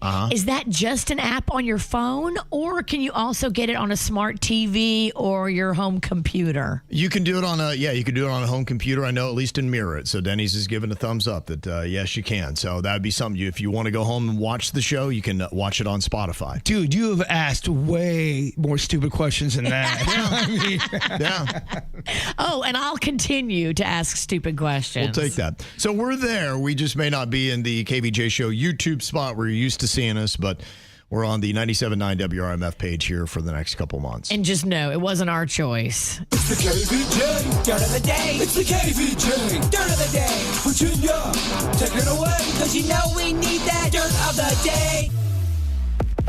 This Dirt of the Day is brought to you by my new closet designers, Closets by Design. Amy Schumer officially filed those divorce papers against her husband, Chris Fisher, yesterday. Now, a lot of people are saying, oh, look, she found the Ozempic and she ditched the guy. She's looking all good, posting thirst trap pictures. Yeah. People literally had a countdown clock on her marriage after she found Ozempic, but she says it has nothing to do with her dramatic weight loss, that they just kind of grew apart. Right. They married in 2018 and they share a 6.5-year-old son together. Okay. There you go. Who knows? There you go. Yeah. This is a crazy story. I mean, you think most guys would love for the rumor to be out there that their private parts were the size of 2 Coca-Cola cans stacked together. Believe it or not everyone's down with people talking about their private parts. That's what's going on. So there's an NFL lineman by the name of Matt Khalil, and he's taking his ex-wife Haley to court. She made a video that went viral, obviously, back in November, where she was like bragging about the size of his private parts. Yeah. And saying how big they were, the size of 2 Coke cans. But he said it brought unwanted attention, it brought disturbing messages, and he's got a new wife that is not happy about it. Not everyone wants to be, look at me, I'm on TikTok, I got big private parts. Not everyone's like that. Well, and part of the comment was attention, and if you're not that kind of person, you're like, dude, just stop, leave me alone. Yeah, you can kind of see now, like maybe behind the scenes, where it was done to hurt him and hurt his new wife. So now she will have to answer for it in court, and he wants the money. He's saying that she profited because that video went so viral that she actually made money off of whatever social media platform that she put it on. Flip it around, and a dude's doing that about a woman's body and saying, oh, my ex and blah, blah, blah. People would call him a pig. They'd say it's wrong. So I see his point. Yeah, you certainly can when we talk it out and hash it out.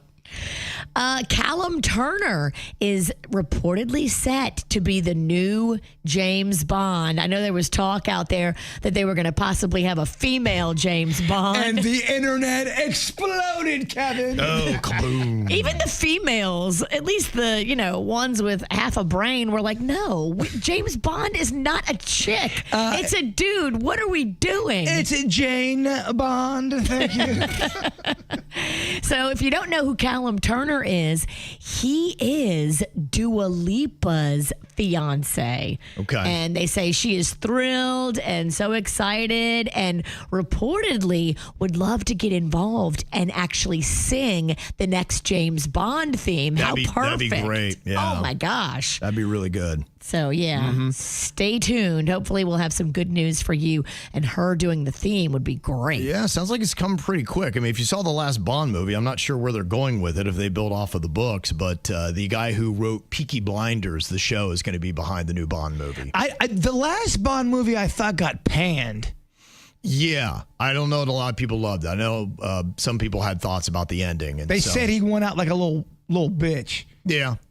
Yeah. I don't know. I didn't see it. That's what the internet said, Virginia. Whoever this Peaky Blinders guy is, he just needs to stay true to the character. Sure. Don't try to reinvent James Bond or make it Jane Bond or do something stupid. Just don't do a character betrayal. My whole thing is, if you want to do a character like that, just make a new character like that. Yeah. Don't take an old character. That's what Doesn't you're sound right. like they're going to do that. No. Which is good news.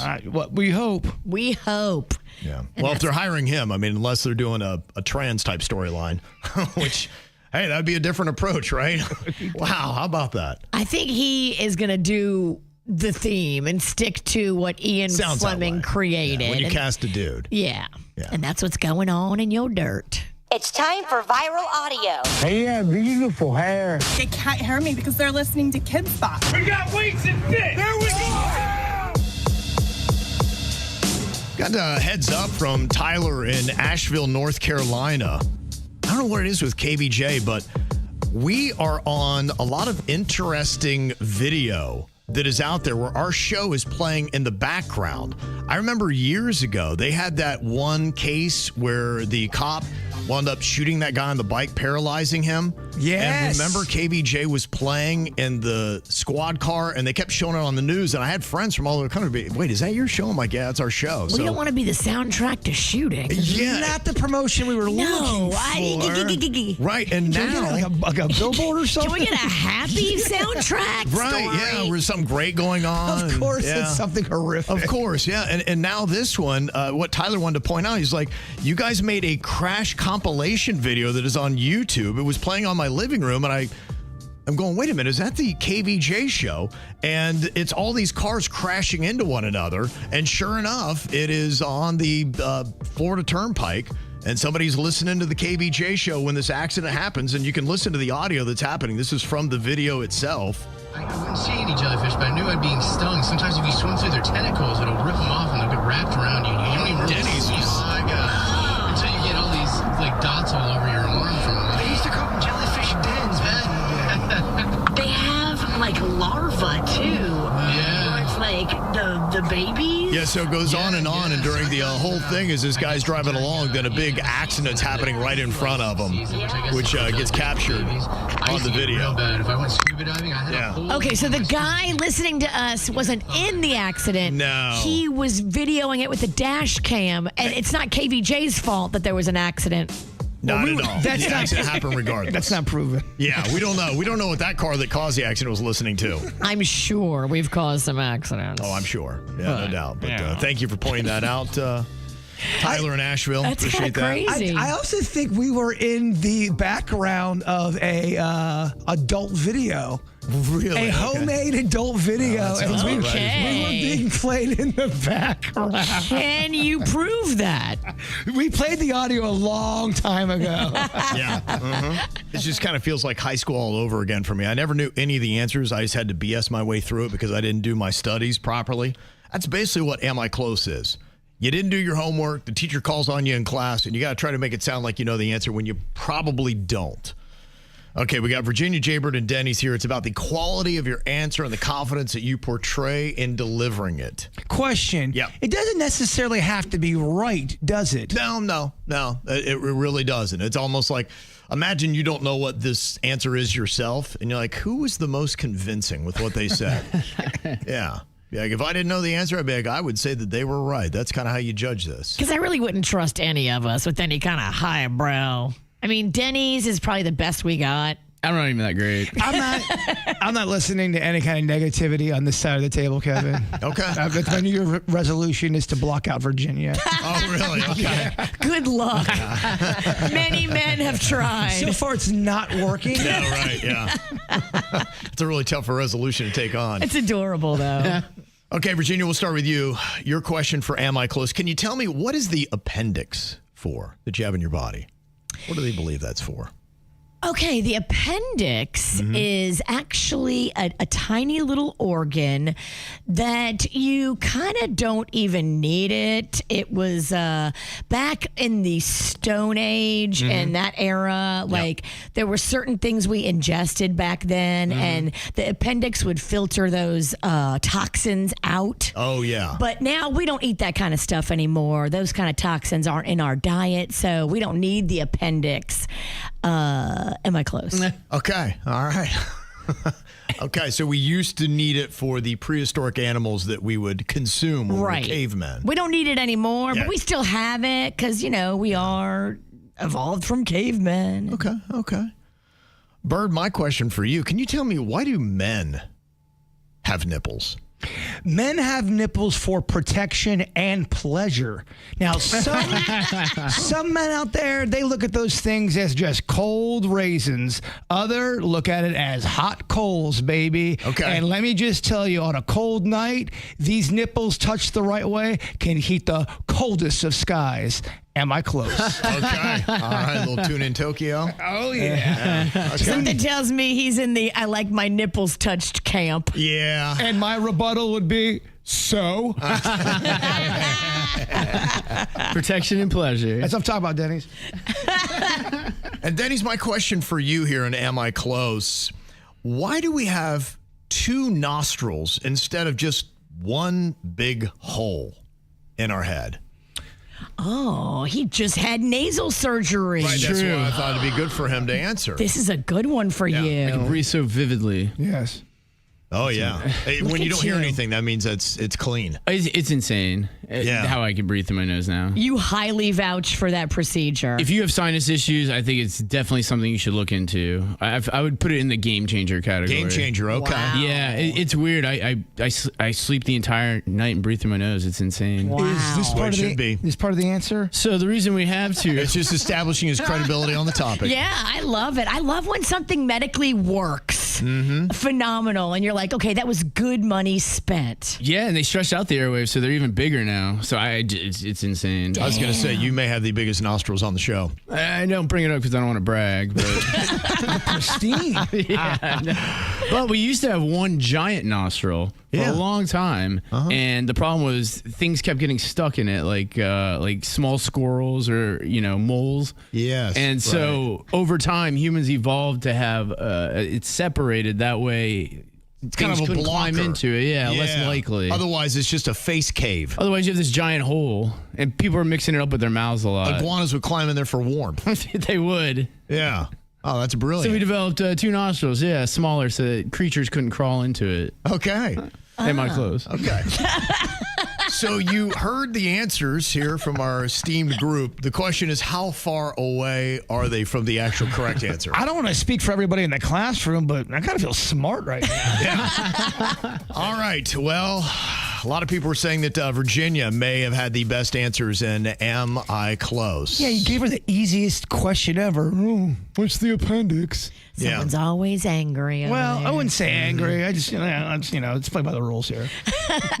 Yeah, now she said that it's not something that we really need, that we've kind of, aged out of. And I was curious where she's going to go with that. I almost died because of my appendix, but that'll be a story for another time. But I saw the Grim Reaper, looked in his face, and laughed. Did it burst? It was on the I was throwing up so much blood, and they rushed me to the hospital, and they go, dude, we have to rush you in right now. This thing's about to burst. Oh. Yeah. Well, that is actually the old thinking of the appendix. So I would tell that Virginia had not done her homework, and she's not read the new assignment. And she's old. Mm-hmm. They say that they believe the appendix actually may help store good gut bacteria. They thought it was useless, and now they're saying, wait a minute, actually, we might need that appendix. And you hear everybody talking about your good gut bacteria? They took your appendix out, Jbird, and you needed it? I'm down an appendix. I'm down a kidney. Yeah. I don't know. Why do I feel so full still? Maybe the organs you have left are just very plump. I think so. Carbs. I've got portly organs. Yeah. Maybe that's it. Now, why do men have nipples? That's almost the one thing. It seems like it was kind of a waste. And Jbird was talking about the pleasures that actually nipples can bring men. Protection and pleasure. Yeah, okay. Protection from? Just the elements. Tigers, nature, wind, fire. I got my nipple. It fought off a tiger. You don't hear that every day. That's one powerful nip. Yeah. They say what it is we all start with the same blueprint in the womb. So you got your nipples before genetics decide if you're going to be a boy or a girl. And then the nipples form before the sex differences start to take shape. So you've got them from that. And maybe it's why both find pleasure out of the nip. And not everyone does, though. That's the mystery about said nipple is not everybody does, huh? Some people feel like you're basically, I don't know, flicking a wall. Doesn't feel like anything. Numb nips? Numb, that's the medical term. Numb nips. Yes. Oh, it's tough. They sink ships. Yeah, they do. They do. And then Denny's answered, why do we have 2 nostrils instead of one big hole? And he had talked about all the critters that were crawling up in the one face hole when we had that before. And, we just evolved to have kind of a block there in the middle of our nose cave. I love the visual of a squirrel could get up there. Yeah, absolutely. Yeah. No, the reason why we actually have 2 nostrils instead of one big hole is because each nostril behaves differently to the other nostril throughout the day. It is known as the nasal cycle, and it plays a vital role in our overall health. At a certain point, one nostril takes in air more rapidly. Later, the dominant nostril will shift, and throughout the day, which nostril is dominant keeps on swapping back and forth. And they say this alternating airflow seems to help us breathe and smell more effectively. That's one thing, one of the big things I do hear they really talk about now. If you're a mouth breather, meaning you need to get those nasal passages fixed because you're supposed to not be a mouth breather because your nose filters out and regulates the temperature of the air. So when you're breathing through your mouth, you're not filtering the air and you're not also regulating the temperature of it. So that's why you need to get that fixed. Make sure you're always breathing through your nose for that reason. I think that leads to divorce sometimes, where you're just mad at your mate and someone's mouth breathing and you look over and go, oh, just stop that mouth breathing. I just want a divorce. There you go. All right, well, Virginia takes another one then, apparently, from the answers that we've got. From KVJ all the TV. wrong answers. Yes, yeah. I don't know if anyone was right. But No one was right. How do you think teachers feel? They go through and like, oh, gosh, I've asked 10 questions. I don't have one correct answer yet. Did any of you little poops do anything with this homework last night? If you care about teaching, you probably do get bummed out. Oh, I know my mom would. She'd take it hard. Yeah. Oh, you could tell when she was having a day, and, I was probably her worst student, so it even made it 10 times worse. And, oh, yeah, she gets so mad. Not making it easier for her Killing at all. myself. These kids aren't learning anything. I put in all the effort. The fruit of my loin could care less. Oh, yeah. About learning. And why does my son have a mullet? What has happened? If she would only known cutting your hair could have fixed a lot of the problem. Yes, kind of like the reverse of Samson. Yeah. If you would have cut your mullet, you would have got straight A's. I know, yeah, that's all it was. They should have given you a buzz cut.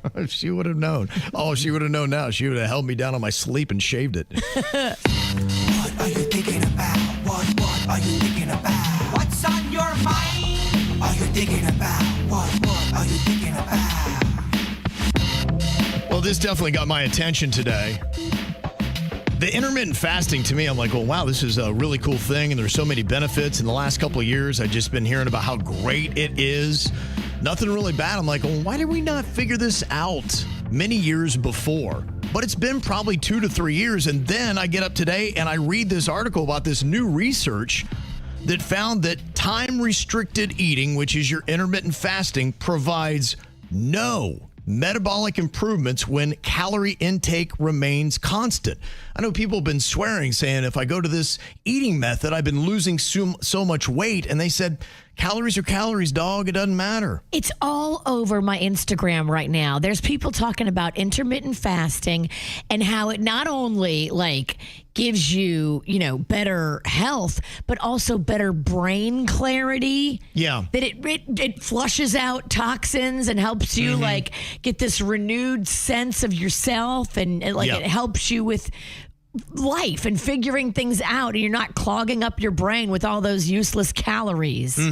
Now, I don't think it's poo-pooing all the benefits that have been out there. I'm going to do a deeper dive on it, because where I was going is I've been reading a lot about people doing this 3-day fast. Yeah. But you got to prepare for it on the front end, and on the back end, you need to slide out of it the right way. So it's a lot of prep, getting it on the schedule and all that stuff. I thought I was going to do it over break, never got around to it. So I'm still thinking about doing it. And look, I think those benefits might be there, but if you're doing the intermittent fasting to say, I'm going to lose a bunch of weight, but you're still consuming the same amount of calories, that might be the one thing to look at. Maybe you won't necessarily, and honestly, that does kind of make sense. I mean, calories are calories, right? Right. I always thought that, but then, I don't know, some meathead tried to say, if you're eating macaroni and cheese compared to a bowl of pears and they're both the same calories, the macaroni and cheese is way worse. Yeah. It's fatter. Well, that's a different argument, I think. And what you're arguing is not all calories are created the same. And there is some truth to that as far as what it does for your body. This is about the time in which you do eat those calories. Gotcha. So what if you do the intermittent fasting, but you don't consume the same amount of calories? What if you go from, like you did, 2 meals or 3 meals down to 1 meal? Mm-hmm. Then that's sort of saying that without. So what they're saying is that unless you're changing the calories along with it, you're not going to notice the weight loss. That's all this statement is. So if you are doing intermittent fasting, still going to eat the same amount of food, just at different times during the day. They're just saying with this one study that just came out is that that's not going to be the case. I don't get it. I'm worried about the brain stuff too. You know, now that I'm going through what I'm going through with my mom, I feel like the diabetes and the sugar intake that she's got, and I feel like the toxins that she's ingesting with her bad eating habits that she's had for quite a while of her life, I feel like all that's contributed to her mental decline. Yeah. And so if I'm trying to find answers for all of this and trying to make sure that one day I too don't get it, what are your thoughts on reducing the amount of calories you have every day for better mental clarity and long-term better brain health? Yeah, there are a lot of people that do swear by it, especially as you get older, needing less calories, and then you supplement, but you drink a little bit more water and you do other things that kind of take away. Sometimes what you think is hunger is not. It could be thirst because you're dehydrated, or sometimes it's just boredom. So if you mix in an activity, you don't think about the fact that you think you're hungry. Sometimes it can be sadness. Could be. Yeah, people eat for different reasons. Oh, yeah. Eating during sadness is a thing. You're right. Yeah, so I just know there are probably people who are saying, hey, I'm going to lose a bunch of weight in the new year, and I'm going to do intermittent fasting to do it. But yet you're consuming the exact same amount of food in 24 hours. What this study is saying is that will not get you the weight loss you want. So just look into it before you think that intermittent fasting is going to help you lose tons of weight. You got to scale back those calories. And if you skip that meal, don't go make up those calories when you finally do eat. Yeah. So researchers also found no meaningful changes in insulin sensitivity, blood sugar, blood fats, or inflammatory markers, is what they found in the study. So they said, our results suggest that the health benefits observed in earlier studies were likely due to unintended calorie reduction rather than the shortened eating period itself. So, something you got to rethink on the intermittent fasting. You got to rethink everything every day. Right? Every day it's a new message, and you're just spun around trying to remain as healthy as you possibly can. That's it. So, Bird, what you got on your mind today? Donuts and why they make me happy. Okay. No, I'm just kidding. I'm just joking. There is a rumor out there. That? What do you that's Nothing. I got it. All right. Virginia's handing me notes while I'm talking. You told me to hand you this. During thought of the day. Oh. Yes. I thought you said what's on my mind. No, thought of the day. Oh, sorry. Okay. We worked it out beforehand, Kev. Solid execution. Well,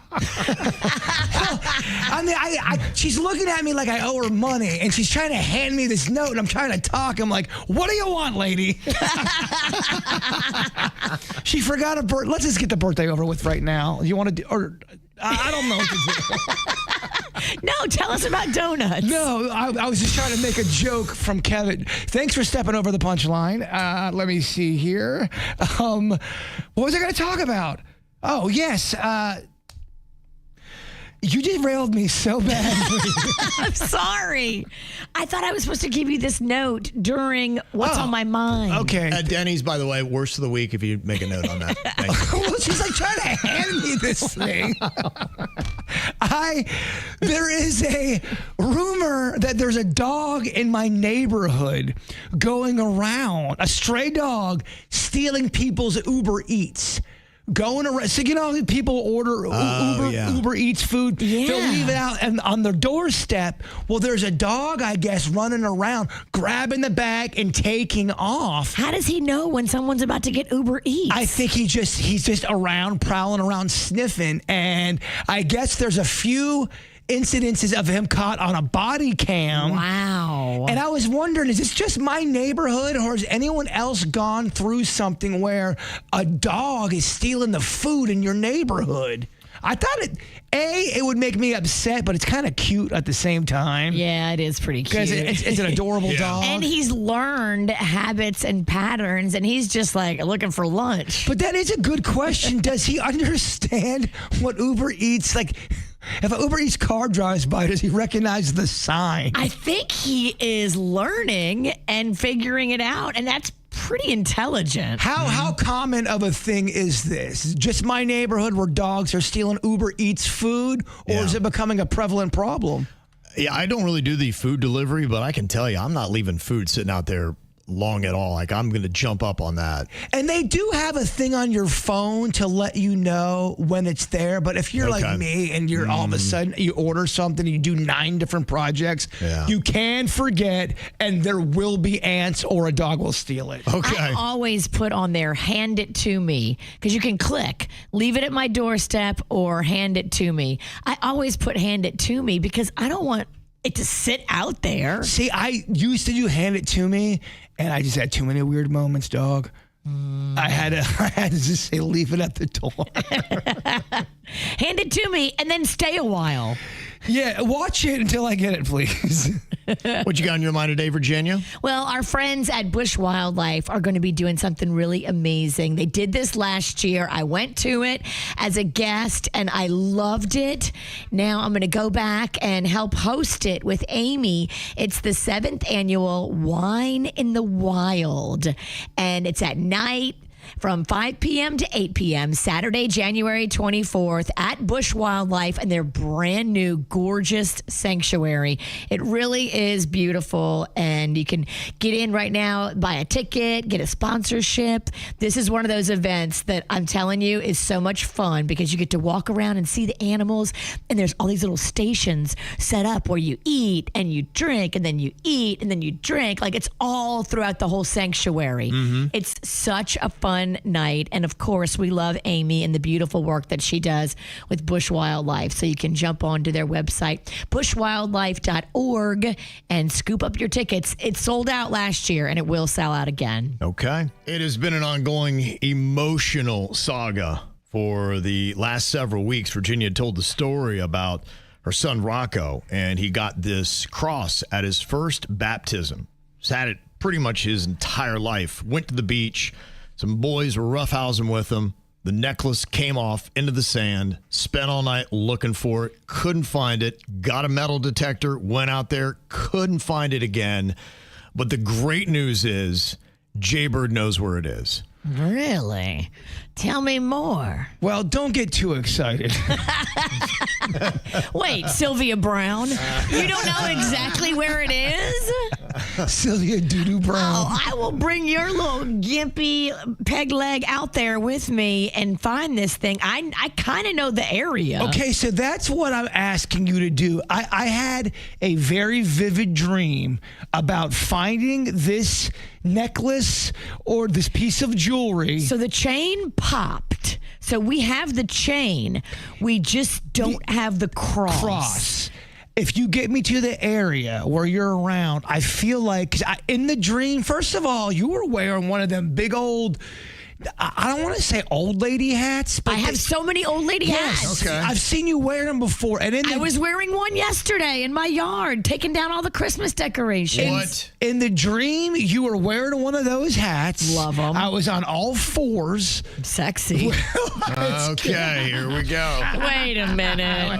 What kind of dream was this? I mean, I was in there digging. I was in there doing the work. In the sand? Yes. Oh, okay. All right. I need some clarity. If you can get me to the spot, Okay. I think I have a shot. Well, we had a really nice KVJ Nationer stop by and give us a metal detector. But I feel like you didn't operate it correctly. You are correct. So that's why you need to go old school bloodhound bird over here. I got a sniffer and a sensor like a bloodhound. I love it. Let's go. I was out there for like 2 hours. You know exactly the spot. Sure do. You can give me a good 200 feet to work with? Oh, I can triangulate it into a 10 by 20 area. I need 200 feet.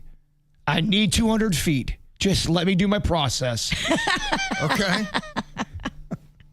It's kind of up, too. Like, it's not by the water. Yes, I sense that in the dream, we're not by the water. Yeah, it wasn't by the water. It's where you would be maybe chilling out, playing a little bit. It's been like a month now. I mean, what if some other old guy with long nards has already found it? Look, anything's possible. Yeah. I can only tell you what the dream said. You know, old people love to comb the beach with metal detectors. Oh, and they get there earlier. They're early risers. They are. They will get up there and they will start looking with metal detectors before the sun's even out. That's my fear, is that it's already been found. Something tells me it hasn't. I love it.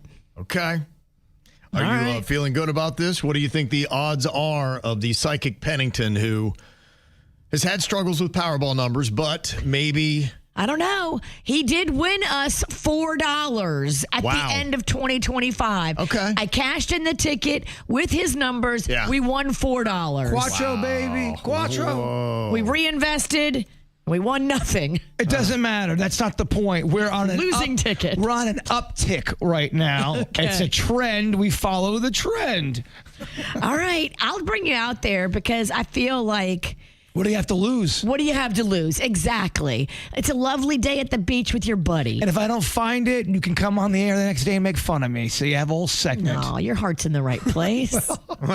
We'll go get drinks afterwards. That's what we'll do. We'll turn this into happy hour. That would suck, trying to help her kid find her necklace or her charm, and then all of a sudden I just get beat up on the air about it. Any idea when this project might go down? I'm ready. Let's go. I got nothing to do today. How's that calendar looking, Bird? I got to check the calendar. My psychic ways tells me I'm busy today. Oh, okay. All right. Okay. Just more time for another old guy to find it. No, I don't think an old guy's going to find it. Okay. All right. You guys just let us know after this project happens. I love it. Can't wait for Rocco to get his necklace back. Me too. Yeah, it's going to be amazing. Are you going to let him know ahead of time that Jbird knows? No. Rocco might want to come with us. Rocco loves Jbird. Okay. I just don't want him to be disappointed because there's a high percentage of that. No, he's my kid. He's used to disappointment. That's all they do. No, I like him to see us not giving up. An adventure, at Yes, least. we keep trying and we exhaust every effort and we come out there with our fake psychic friend, with our metal detector that we don't know how to properly operate. Just keep in mind, I lost my mom's cross, which was near and dear to my heart because this was from before I was born, and it was lost for years and years. And my dad had found it in this odd, bizarre box up in Texas and surprised me with it. Oh. So maybe we should get your dad on this project. Oh, the juicy daddy. No, we're going to leave him alone. How's he looking these days? He's fine. Real fine like. I feel like I'm definitely going to get scammed if I do it. But they're talking to me in a language I'm like, oh my gosh, I feel like I've got to take this AI training I'm seeing on Instagram. It is all over my feed. I know everybody's got their own little thing, but it must know that I feel very insecure about my knowledge and how to use AI. And the ad that they have on Instagram, it says, if you think that ChatGPT has you up on AI, or you can somewhat use your CapCut or your Canva, you're way behind the game. If you're over the age of 40 and this is where your skill set is, you're getting left behind. So buy our little course set, and every single day with micro learning, just 15 minutes can get you caught up on everything you didn't know. You'll be ahead of 95% of the people your age when it comes to AI. Oh my gosh, they know how to speak to you. Every word in that whole thing is like, yes, I need this. I have to do this. My gosh. I'm going to become obsolete. I got to figure this out. I'm like, well, I thought I knew so much with ChatGPT. I don't know anything. How do you know that they're not a scam, though? That's exactly it. And that's why, you know what? I went so far as to do the part where I put in my email address and everything. So now they're just sending me all these spam emails. So I got to the annoying part, and then I saw it was like $35. I'm like, oh. $35? Yeah, I know. I'm like, oh, I shouldn't do this. I need to investigate more and find out, because it's not the only service that's doing it. A lot of people are playing this micro learning where they get you. They play on your insecurities. And a lot of people today are very insecure that they're going to be left behind with AI and they're not going to have any marketable job skills. And so that's how they get you. And then you get into something, and I started looking. I'm like, what else do I need to know? I don't even know enough about AI to not know what I don't know. Don't you think, though, some of it is kind of just throwing fear at people? And, a lot of times we make things out way worse than what they really are, like a bird flu. Remember that? Bird flu is back, by the way. Okay, never mind. But I think sometimes we tend to think the worst case scenario, and maybe it's not going to be as bad as one might think. That's why I haven't jumped into it. Now, there's a little bit of debate. I did see one thing. It says only 17% of companies experiencing AI productivity gains actually reduce their workforce. They say most firms are reinvesting the benefits back into their operations.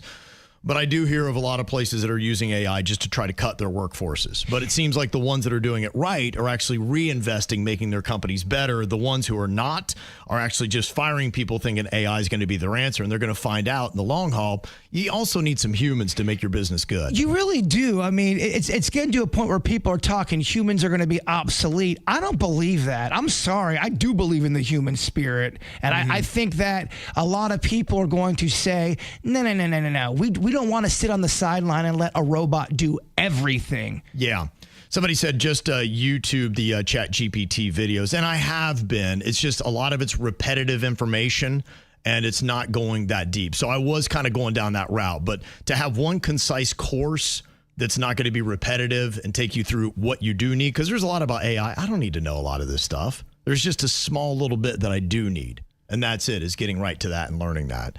But the one thing I thought was kind of interesting, I have been using the ChatGPT enough, putting in stuff and a little bit about my family and whatever. I said, how much of this stuff is it remembering? Because it's starting to talk to me in a way I'm like, going, clearly this thing is learning who I am, but what does it really know about me? It's doing the same thing to me. It's keeping all this information and building a profile on one Kevin Ralston. And sometimes it can be helpful, but at the same time, it's like, all right. And then when I did this, it kind of showed me how scary it is and what it does know about you, but then it's kind of humorous in what it doesn't know about you, but it still just tries to make up answers. It is odd, too. It will start asking you follow questions and give you options. You'll put something in there, then all of a sudden, we can do this, we can do that. What if we call Denny's? You want to go to Denny's house and maybe have a pizza? Relax a little bit, Bird. It'll help. It helps with creativity. I'm like, what is happening? Yeah. What is happening? So I went to my ChatGPT and I just put it in the prompt. I said, give me a quick summary of everything you know about me. And it's kind of a fun little exercise if you ever do use AI like that. Just see what it does know, what it gets right, what it gets wrong. Now, it told me, it says you're heavily involved in on-air radio, podcasting, YouTube content, and social media strategy. Heavily. Yes, okay. That's no big surprise. It says you balance humor, business thinking, and creativity extremely well. Well, thank you, ChatGPT. Wow. It compliments you as well. Oh, it's buttering you up, Kevin. It is. It says you're always thinking, how can this be more fun, smarter, or monetized? It says you're a full-time traveling house and pet sitter, who's cared for dogs, cats, gardens, turtles, hermit crabs, and even a sourdough starter. What? No, you didn't do sourdough. Come on. He is a man, y'all. When was I a pet sitter? Well, you watch your daughter's dogs a lot. But I haven't cared for turtles, hermit crabs, or gardens. Yeah, it made all that up. Yeah, but you know what it could do? It could be pulling bits from the show, because we've talked about all those kind of cats and all that stuff. And it thinks I'm doing it rather than it's, It thinks you're also dancing around to Taylor Swift in your underwear in your house.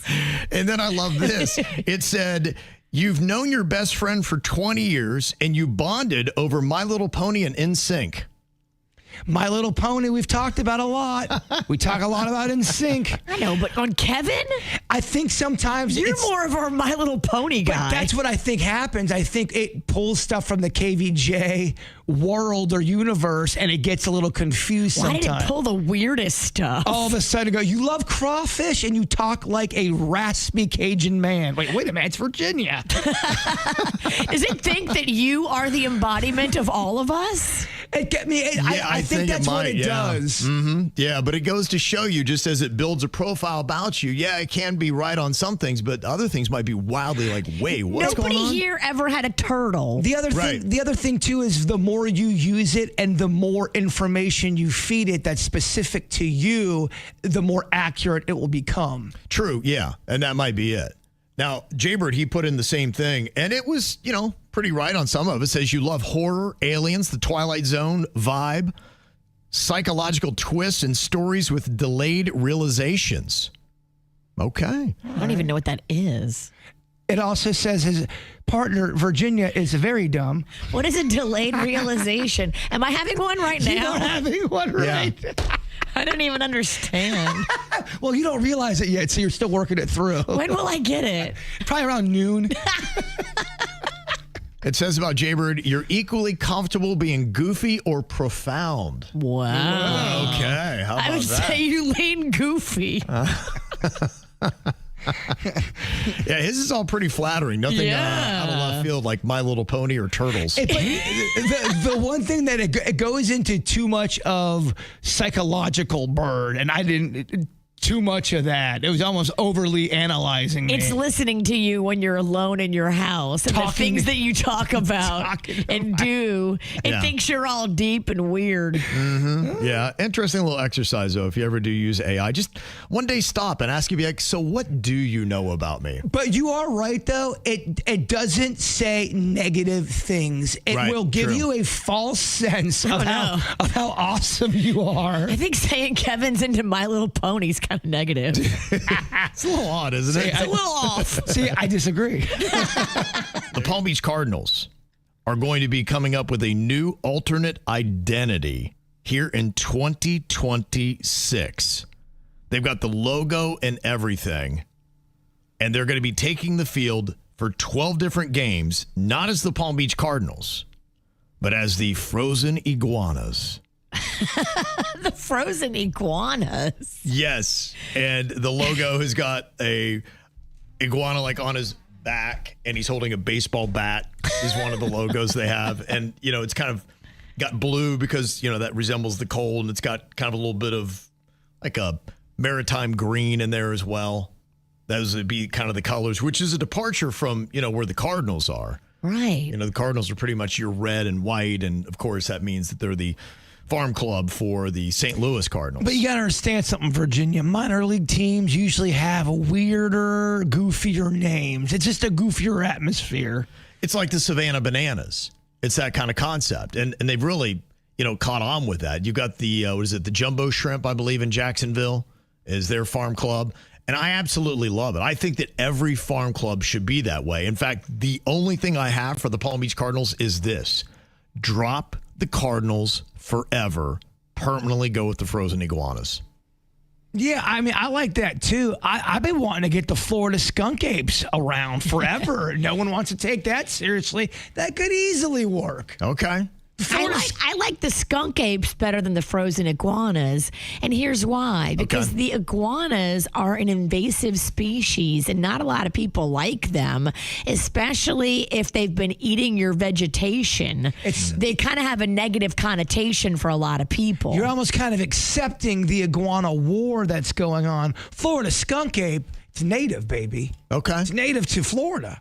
But the argument is some people don't believe in the skunk ape, but they believe in the iguana. Yeah, but there's also teams out there that they have fake names and all that. Yeah. The skunk ape could be fun. Mm-hmm. The skunk ape could have all kinds of endless possibilities of fun games and frivolity. The iguana is actually someone we don't want in our community. But they're frozen, so they're immobile. And if you don't like the iguana, then maybe you're liking the fact that it's frozen and cold stunned and can't move, and maybe you're rooting on that. Too much explanation. Right. No. It takes too long to explain why. Oh, we're happy he's frozen. But We don't like frozen iguanas. We do like Florida skunk apes or the Jupiter skunk apes, whatever town you want to attribute it to. I agree with the bird. Yeah, well, they've got the hammerheads. I think that works. I mean, at least it's Hammerheads something works. different. It works. It's a Florida shark thing. Yeah, I'm cool with that. So they're doing it. But yeah, to me, it's Palm Beach Cardinals. I know it says what you are in the farm club. Do something a little bit more inventive. To me,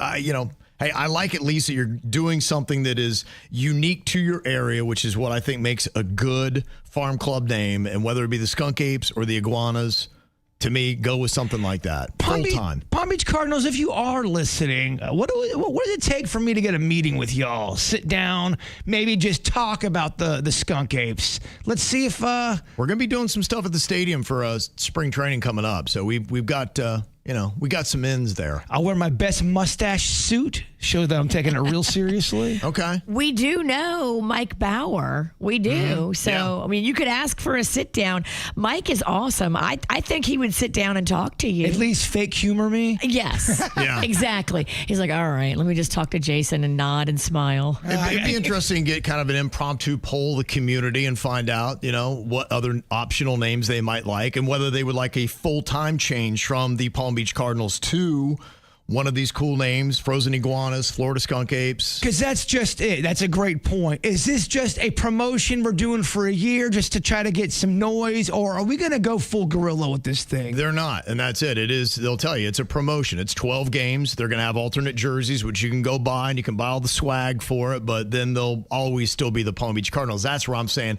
I would love to see a permanent change to one of these unique names just for South Florida. What's that guy's name again? Mike Bauer. Mike Bauer, I'd like a sit down with you, please, sir. He's like, ooh, not answering my phone today. Yeah, that's right. Ooh, put that thing on silent. That would really bum him out if he looked at his calendar. He's like, 12 p.m. skunk ape meeting? What is this? One thing I was talking about earlier on the show is I said, I think it's kind of important as we start a new year. You get through the holidays and you look at January, February, March, you'd be like, okay, well, what am I looking forward to next? And some people may be like, maybe July 4th weekend, I'll finally get a day off. But I think it's important that you need to have something to look forward to on your calendar before we get so deep into the year. So to me, if you want to take a healthy exercise, have something in the next month to 2 months at least, a day that you're excited to get to, because I think having those little things planted throughout your year make a year more enjoyable, and you got something that you're working towards. Now, I had talked about how I got a concert I'm excited to go to on Sunday. Virginia's got her Mardi Gras that is going to be coming up. It's going to be a lot of fun. I got you guys. Yeah. You got that Boca Seafood Festival on Saturday. That's and true. Your guaranteed banana daiquiri. Yeah. South Florida Fair live show on Friday, January 23rd at 7 p.m. Love it. Yeah, you can put that down if you don't have anything yet.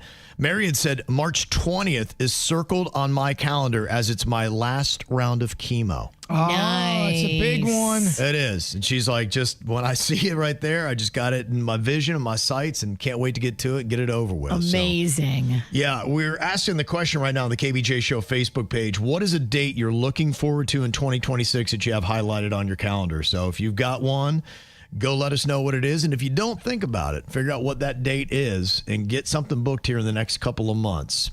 Well, we got more KVJ coming your way on the After the Show. We're expanding to new platforms all the time. You'll be able to watch it on the WRMF YouTube page. It's going to be on our Facebook page. We're soon going to be bringing it to our Instagram, our TikTok, other different platforms you can check it out on as well.